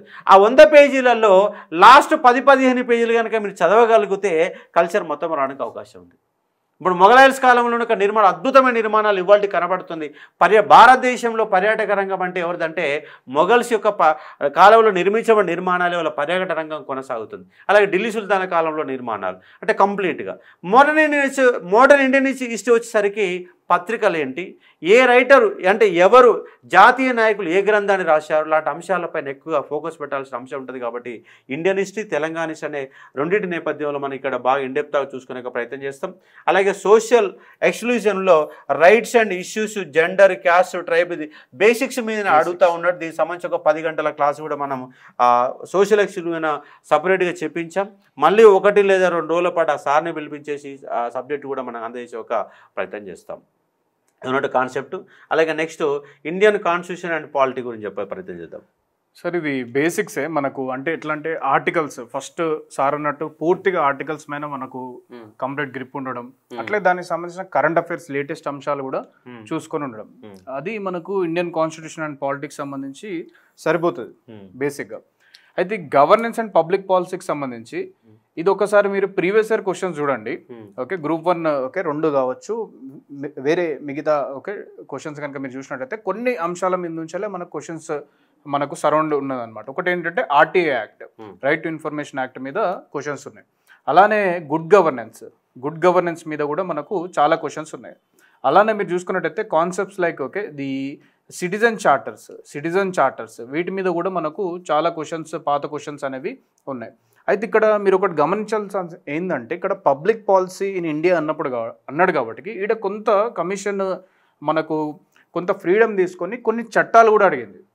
అంటే కొన్ని లెజిస్లేషన్స్ అంటే కొన్ని చట్టాలు అడిగింది, అలానే కొన్ని పాలసీస్ కూడా అడిగింది. అయితే మీరు ఈ లేటెస్ట్గా ఈ మధ్యకాలంలో ఉన్నటువంటి యాక్ట్స్ అయితే ఏదైతే పార్లమెంట్ పాస్ చేసిందో అది, అలానే కొత్తగా పాలసీస్, న్యూ ఎడ్యుకేషన్ పాలసీ ఎక్కువ ఫోకస్ చేసి మీరు అడగండి.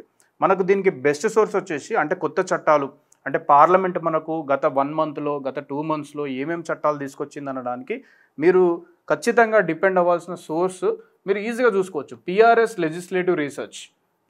లెజిస్లేటివ్ రీసెర్చ్ కనుక మీరు ఒకసారి ఈ వెబ్సైట్కి వెళ్ళినట్టయితే ఇందులో మీకు లాస్ట్ 1 మంత్ 2 మంత్స్ మంత్ వైజ్గా పార్లమెంట్ ఎలాంటి పని చేసింది, ఏ చట్టాలు తీసుకొచ్చింది, అవి ఏమి పాస్ అయినాయి, పాస్ అవ్వలేదు అన్నీ కూడా కొంత సమ్మరీ ఆఫ్ యాక్ట్స్ మనకు అందులో ఉంటాయి. మీరు చూడొచ్చు గ్రూప్ 1 ప్రిలిమ్స్లో ట్రాన్స్జెండర్ యాక్ట్ మీద ఒక క్వశ్చన్ అడిగాడు. అది సోషల్ ఇష్యూస్ కిందికి వచ్చేస్తుంది, but at the same time అది ఒక పాలసీ ఇనిషియేటివ్ అట్లా. అది ఇక్కడ మీకు polity, governance and social issues అనే లింక్ ఉంటుంది. మళ్ళీ సోషియాలజీ బేస్డ్ లో హిస్టరీ కూడా లింక్ అయి ఉంటుంది, సోషల్ ఎక్స్లో హిస్టరీ కూడా లింక్ అయి ఉంటుంది, రెండు ఇంట్లో ఉంటుంది. అలాగే మీరు ఇండియన్ కాన్స్టిట్యూషన్ లో కేంద్ర రాష్ట్ర సంబంధాల గురించి కూడా మన క్వశ్చన్లు అనేవి పడతా ఉన్నాయి. ఖచ్చితంగా కొన్ని ఏరియాస్ ఉంటాయి సార్, నేను అబ్జర్వ్ చేసింది ఏ ఎగ్జామ్ లో అయినా ఫండమెంటల్ రైట్స్ ఖచ్చితంగా క్వశ్చన్ కంపల్సరీ, నో డౌట్ ఉంటుంది. మనం అది ఖచ్చితంగా మైండ్ లో పెట్టుకుని వెళ్ళిపోవాలి, అవసరం బట్టి పెట్టుకుని మీరు వెళ్ళాలి. రెండోది DPSP, directive principles of state policy, ఖచ్చితంగా ఉంటుంది.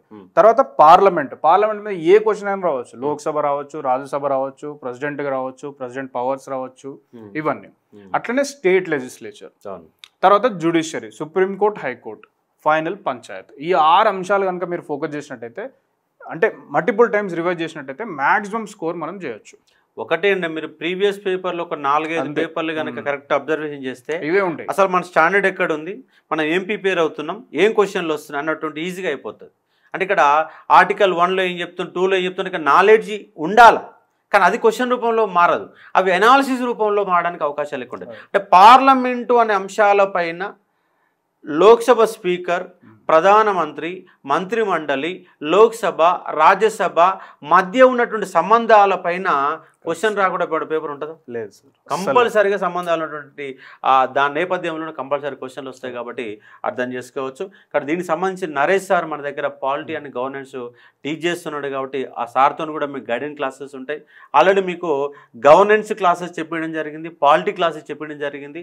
ఇప్పుడు వాటిపైన మీకు గైడెన్స్ ఆఫ్ ఎక్కడెక్కడ క్వశ్చన్లు పడుతున్నాయి, సెంట్రల్ గవర్నమెంట్లో ఏం ఫోకస్ పెట్టాలా, స్టేట్ గవర్నమెంట్లో ఏం ఫోకస్ పెట్టాలా, పంచాయతీరాజ్ చట్టంలో ఏం క్వశ్చన్ అడుగుతున్నారు, అలాగే నగర పంచాయతీల పైన ఎలాంటి క్వశ్చన్ రావడానికి ఆస్కారం ఉంది, అంటే పట్టణాలు, గ్రామీణ ప్రాంతాలు అనే రెండింటి మధ్య ఉన్నటువంటి సంబంధం ఏంటి, ఏ ఆర్టికల్స్ ఉంటున్నాయి, కమిషన్ల పైన ఏమొస్తున్నాయి, కమిషన్లో ఉన్న సభ్యులు ఎవరు, ఎట్లా మారుతున్న అంశాలపైన క్వశ్చన్లు మొత్తం కూడా వస్తాయి. కాబట్టి పాలిటీ నరేష్ సార్ మీకు క్లాసెస్ తీసుకుంటాడు కాబట్టి అర్థం చేసుకోవచ్చు. అలాగే లాజికల్ రీజనింగ్, ఎనలిటికల్ ఎబిలిటీస్ అనే కాన్సెప్ట్ పైన మన దగ్గర ఇసాక్ సార్ క్లాసెస్ అనేవి అందుబాటులో ఉన్నాయి. ఇసాక్ సార్ అయితే ఏ క్లాసులు అయితే చెప్పిండో దాంట్లోకి వెళ్ళి 80-90% క్వశ్చన్లు వస్తాయి. ఒక క్యాండిడేటు అరే 30 గంటల క్లాసులు నీళ్ళకెళ్ళి ఏం బిట్లు దిగుతాయని చెప్పేసి నన్ను క్వశ్చన్ చేశాడు. కానీ ఎగ్జామ్ అయిపోయిన తర్వాత ఈసారి ఇసాక్ సార్ కనుక కనబడితే కాలు మొక్కాలు అనిపిస్తుంది సార్ అని చెప్పేసి ఆయన ఫోన్ చేసి నాకు చెప్పాడు. ఎందుకంటే ఏ బేసిక్స్ ఆఫ్ కాన్సెప్ట్ పైన క్వశ్చన్లు అడుగుతాయి, దానిపైన మళ్ళీ ఒక 7-8 గంటల పాటు మళ్ళీ ఎక్కడెక్కడ క్వశ్చన్లు పడుతున్నాయి, ఏం ప్రాక్టీస్ చేసుకోవాలి అంశాలపైన మనకి ఇసాక్ సార్తో కూడా ఒక 3-4 డౌట్ సెషన్లు కూడా మనం పెట్టిస్తాం. కానీ గ్రూప్ 1 ఫిలిమ్స్ అనే దానిపైన మీరు వర్రీ కాకుండా మన దగ్గర కనుక గ్రూప్ 1 ఇంటెన్సివ్ బ్యాచ్లో కనుక మీకు జాయిన్ అయితే 100% క్లాసెస్ అనేవి ఇస్తాం.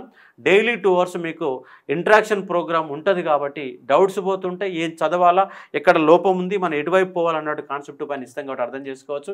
అలాగే ఇంటెన్సివ్ బ్యాచ్ గ్రూప్ 2 కూడా మొదలు పెడతా ఉన్నాం. డైలీ 2 hours పాటుగా ఈ సాటర్డేస్, సండేస్ ప్రత్యేక దినాలలో మళ్ళీ 3-4 గంటల క్లాస్ తీసుకొని ఎప్పటికప్పుడు మీకు అలర్ట్ చేస్తూ ఇచ్చే ఒక ప్రయత్నం చేస్తాం. కాబట్టి గ్రూప్ 1 ఫిలిమ్స్ ఆల్రెడీ 2 సార్లు రాశారు, మళ్ళీ ఇప్పుడు మళ్ళా ఇంకోసారి రాయాల్సిన అంశం ఉంది. డౌట్ ఉన్న వాళ్ళు, గతంలో ఫిలిమ్స్ క్వాలిఫై కాని వాళ్ళు, అలాంటి వాళ్ళు ఉంటే ఈ బ్యాచ్ అనేది మనకు ఉపయోగపడుతుంది కాబట్టి అర్థం చేసుకునే ఒక ప్రయత్నం చేయవచ్చు. ఇది గ్రూప్ 1 ఫిలిమ్స్లో ఉన్నటువంటి 13 టాపిక్స్. ఈ 13 టాపిక్స్లలో మనకు ప్రధానంగా 2 అంశాలు హిస్టరీకి సంబంధించిన క్వశ్చన్లు ఉన్నాయి, 2 అంశాలు ఇక్కడ మీరు డివైడ్ చేసుకోవచ్చు. ఎందుకంటే 2 అంశాలు కరెంట్ అఫైర్స్, 2 అంశాలు హిస్టరీ, అది ఇండియన్ హిస్టరీ, తెలంగాణ హిస్టరీ కావచ్చు, 2 అంశాలు సైన్స్ బేస్లో ఉన్న అంశాలు. ఎందుకంటే 3-4 కంప్లీట్గా 2 సైన్స్ బేస్డ్ అంశాలలో మీకు కనబడతాయి. జియోగ్రఫీ అనేది ఒకటి ఉంది. గవర్నెన్స్, పాలిటీకి సంబంధించినటువంటి 2 అంశాలు ఇక్కడ మనకి ఇవ్వడం జరిగిన అంశాన్ని అర్థం చేసుకోవచ్చు. ఎకానమీ కూడా 2 అంశాలు, economy, Indian economy, Telangana economy నేపథ్యంలో 2 అంశాలు ఉన్నాయి. అంటే ప్రతి టాపిక్స్ పైన, అంటే ప్రతి మనకు 10th క్లాస్ అయితే సోషల్ స్టడీస్ అయితే ఏ విధంగా ఉన్నదో అట్లా ఒక్కొక్క దాని మీద 2 టాపిక్స్ కనుక మీరు ఏ చేసుకుంటే ఈ 13 టాపిక్స్ ఈజీగా గెయిన్ చేయడానికి అవకాశాలు ఎక్కువ ఉంటాయి కాబట్టి అర్థం చేసుకోవచ్చు. గతంలో కూడా మన యూట్యూబ్ ఛానల్లో ఈ గ్రూప్ 1 ప్రిలిమ్స్ పైన వివిధ రకాల వీడియోస్ ఉన్నాయి. ఈ వీడియో ఆ వీడియో కంపేర్ చేసుకొని మీరు ఎట్లా ప్రిపేర్ కావాలా, అశోక ఆన్లైన్ అకాడమీ అనేది ఇప్పటివరకు క్వాలిటీని మెయింటైన్ చేస్తూ తక్కువ ఫీజులతో. మీరు గతంలో మార్కెట్లతో ఎక్కడనన్నా ఫీజు చూడండి, ఎక్కడ ఫీజుకైనా కూడా అశోక్ ఆన్లైన్ అకాడమీలో తక్కువ ఫీజులతో క్వాలిటీ ఇవ్వడానికి మనం ప్రయత్నం చేస్తున్నాం. ఆ నేపథ్యంలోనే మార్కెట్లో అశోక్ ఆన్లైన్ అకాడమీ నిలబడడానికి గల కారణమైంది. మనం ఫస్ట్ ఇన్స్టిట్యూట్లో ఎవరికి ప్రియారిటీ ఇస్తామంటే ఫ్యాకల్టీకి ఫస్ట్ ప్రియారిటీ ఇస్తాం. ఫ్యాకల్టీ ఫస్ట్ ప్రియారిటీ ఇచ్చిన తర్వాత సెకండ్ స్టూడెంట్కి ప్రియారిటీ ఇస్తాం. ఫ్యాకల్టీ స్టూడెంట్స్ ఇద్దరు బాగుంటే ఆటోమేటిక్గా ఇన్స్టిట్యూట్ అనేది బాగుపడుతుంది. అంటే ఫస్టే ఇన్స్టిట్యూట్ బాగుండాలి, లాభాలు రావాలని ఆలోచన చేస్తే ఏ ఇన్స్టిట్యూట్ నిలబడదు. ఫస్ట్ ఫ్యాకల్టీ ప్రియారిటీ వాళ్ళు, ఎందుకంటే ఫ్యాకల్టీ మీద డిపెండ్ అయ్యి ఇన్స్టిట్యూట్లు నడుస్తాయి కాబట్టి ఫ్యాకల్టీ ఫస్ట్ ప్రియారిటీ, తర్వాత స్టూడెంట్ సెకండ్ ప్రియారిటీ, ఆ తర్వాతనే ఇన్స్టిట్యూట్ అనేది దానికి థర్డ్ ప్రియారిటీ మేము ఇస్తాం. కాబట్టి వాళ్ళు నిలబడగలిగిన అంశాన్ని మీరు అర్థం చేసుకోవచ్చు. వచ్చిన మార్కెట్లోకి వచ్చిన తక్కువ టైంలో నా ఇన్స్టిట్యూట్ అన్నిటికంటే లాస్ట్గా వచ్చినట్టు ఇన్స్టిట్యూట్, ఎక్కువ మందికి రీచ్ అయిన ఇన్స్టిట్యూట్, సబ్జెక్టు క్వాలిటీ ఇచ్చిన ఇన్స్టిట్యూట్గా మీరు అర్థం చేసుకునే ఒక ప్రయత్నం చేయవచ్చు. ఇది ఉన్నటువంటి సందర్భం. ఎందుకంటే నేను గతంలో మన ఇన్స్టిట్యూట్ పెట్టకముందు టీశాట్లో 20 గంటల క్లాస్ చెప్పాను. ఓన్లీ 20 గంటలు 135 మార్కులు వచ్చాయి. 135 క్వశ్చన్స్ జస్ట్ 20 అవర్స్లో క్లాస్ ఇవ్వగలిగిన సత్తా నాకు ఉంది. మీరు ఒక కమిటీలు అనే క్లాస్ చూడండి, 1:39 క్లాస్ ఉంటుంది. ఓన్లీ 1:39 క్లాస్ ఉంటే ఆ ఒక్క క్లాసులోకి వెళ్ళి 12 క్వశ్చన్లు వచ్చినాయి. Only 1 class 12 questions. కావాలంటే మీరు లాస్ట్ టైం గ్రూప్ 2 పేపర్ తీసి చూడండి. ఆ పేపర్ రాకముందే నేను క్లాసులు చెప్పాను. ఆ క్లాసు దాన్ని మీరు పక్కన పెట్టుకొని చూసుకుంటే నేను చెప్పింది అబద్ధమా నిజం అనే అంశం మీకు అర్థం కావడానికి అవకాశాలు ఎక్కువ ఉంటాయి. ఆ క్వాలిటీ ఇచ్చే ఒక ప్రయత్నం చేద్దాం, సబ్జెక్ట్ ఇద్దాం. ఇన్ ద సేమ్ టైం విద్యార్థులకు సమస్యలు వచ్చినప్పుడు కూడా ఏ ఇన్స్టిట్యూట్ ముందుకు రావడం లేదు, ఏ ఫ్యాకల్టీ ముందుకు రావడం లేదు, నేను ముందుండి మీ సమస్యల పరిష్కారం కోసం కూడా కొట్లాడుతున్న అంశాన్ని కూడా మీ అందరూ తెలుసు కాబట్టి అర్థం చేసుకోవచ్చు. ఇది మనకు అంశం కాబట్టి ఇంటెన్సివ్ బ్యాచ్ని మీరు ఉపయోగించుకోండి. మీకు భయం కనుక మేము క్వాలిఫై అవుతాము కానటువంటి ఒక భయం కనుక ఉంటే ఈ మీ భయాన్ని పోగొట్టి ఫిలిమ్స్ ప్రిపరేషన్ టైంలోనే మెయిన్స్ ఆఫ్ కాన్సెప్ట్స్ కూడా అందించే ఏకైక ఇన్స్టిట్యూట్ కాబట్టి అర్థం చేసుకోండి. Thank you. ఇంతంటే ఇంకేమైనా చెప్పగలుగుతా ఉంటాను. ఫైనల్గా ఏమైనా చెప్తారు? ఫైనల్ నేను ఒకటే చెప్పేది స్టూడెంట్స్ అందరు కూడా, మీరు ఒకటే గుర్తుపెట్టుకోండి, కాంపిటేటివ్ ఎగ్జామ్స్కి వచ్చినప్పుడు మన అల్టిమేట్ గోల్ ఎగ్జామ్ క్లియర్ చేయడం. కానీ మనం ఏం చేస్తామంటే ఎక్కడో డీవియేట్ అయిపోయి విపరీతంగా చదువుకోవడము, ఒకటే కాన్సెప్ట్. ఇంతమంది మీరు అన్నారు ఓకే ముగల్స్ మీద 100 పేజెస్ అవసరం లేదు. ఎట్లయితే మన కల్చర్ పార్ట్లో పొలిటికల్ హిస్టరీ చదువుకుంటే డైరెక్ట్ కల్చర్ వెళ్ళడం, ఇట్లాంటి కొన్ని ట్రిక్స్ మనం ఫాలో అవ్వాలి. టైం వేస్ట్ చేసుకోవద్దు. ప్రీవియస్ ఇయర్ క్వశ్చన్స్ ఎక్కువగా ప్రాక్టీస్ చేయండి. అన్నిటికన్నా ముఖ్యంగా కాన్ఫిడెంట్గా ఉండండి. And okay, all the best to all of you. And sir అన్నట్టు నిజంగా అశోక అకాడమీ ఎప్పుడైనా కూడా క్వాలిటీకి పెద్దపీట వేస్తుంది, అందులో ఎటువంటి డౌట్ కూడా లేదు. నేను అసలు ఓకే నన్ను సార్ చాలా సబ్జెక్ట్స్ ఎన్విరాన్మెంట్ కావచ్చు, ఎస్ఎన్టీ కావచ్చు, ఓన్లీ ఇంగ్లీష్ మాత్రమే కంటెంట్ ఉన్నదాన్ని మళ్ళీ ట్రాన్స్లేట్ చేయించి నాతో కొంచెం ప్రాక్టీస్ చేయించి మనకు గ్రూప్ 2 వాళ్ళకి మీరు చెప్పించారు 50 అవర్స్ ఎన్విరాన్మెంట్, 50 అవర్స్ ఎస్ఎన్టీ. అది నాకు కూడా ఛాలెంజింగ్, ఎందుకంటే మళ్ళీ దాన్ని తెలుగులోకి ట్రాన్స్లేట్ చేయడము, చెప్పడము, ప్రాక్టీస్ చేయడము, ఇట్లా అంటే క్వాలిటీ ఉంది అని అంటే ఖచ్చితంగా సార్ ఫ్యాకల్టీని ఎంకరేజ్ చేస్తాడు. అలా అందరూ కూడా మంచి క్వాలిటీ ఇచ్చే ఓకే ఏదైతే ఫ్యాకల్టీ ఉన్నారో ఇక్కడ అశోక అకాడమీ, తక్కువ ప్రైస్కి మీరు ఈ ఆపర్చునిటీని ఉపయోగించుకోండి. మీరు అందరూ కూడా క్లియర్ చేయండి ఏ ఎగ్జామ్స్ అయినా కూడా. I wish you all the best. And తర్వాత you take care of yourself and you take care of your family also. Okay, thank you very much, all of you, all the best. So thank you sir, thank you for giving this opportunity sir. Thank you.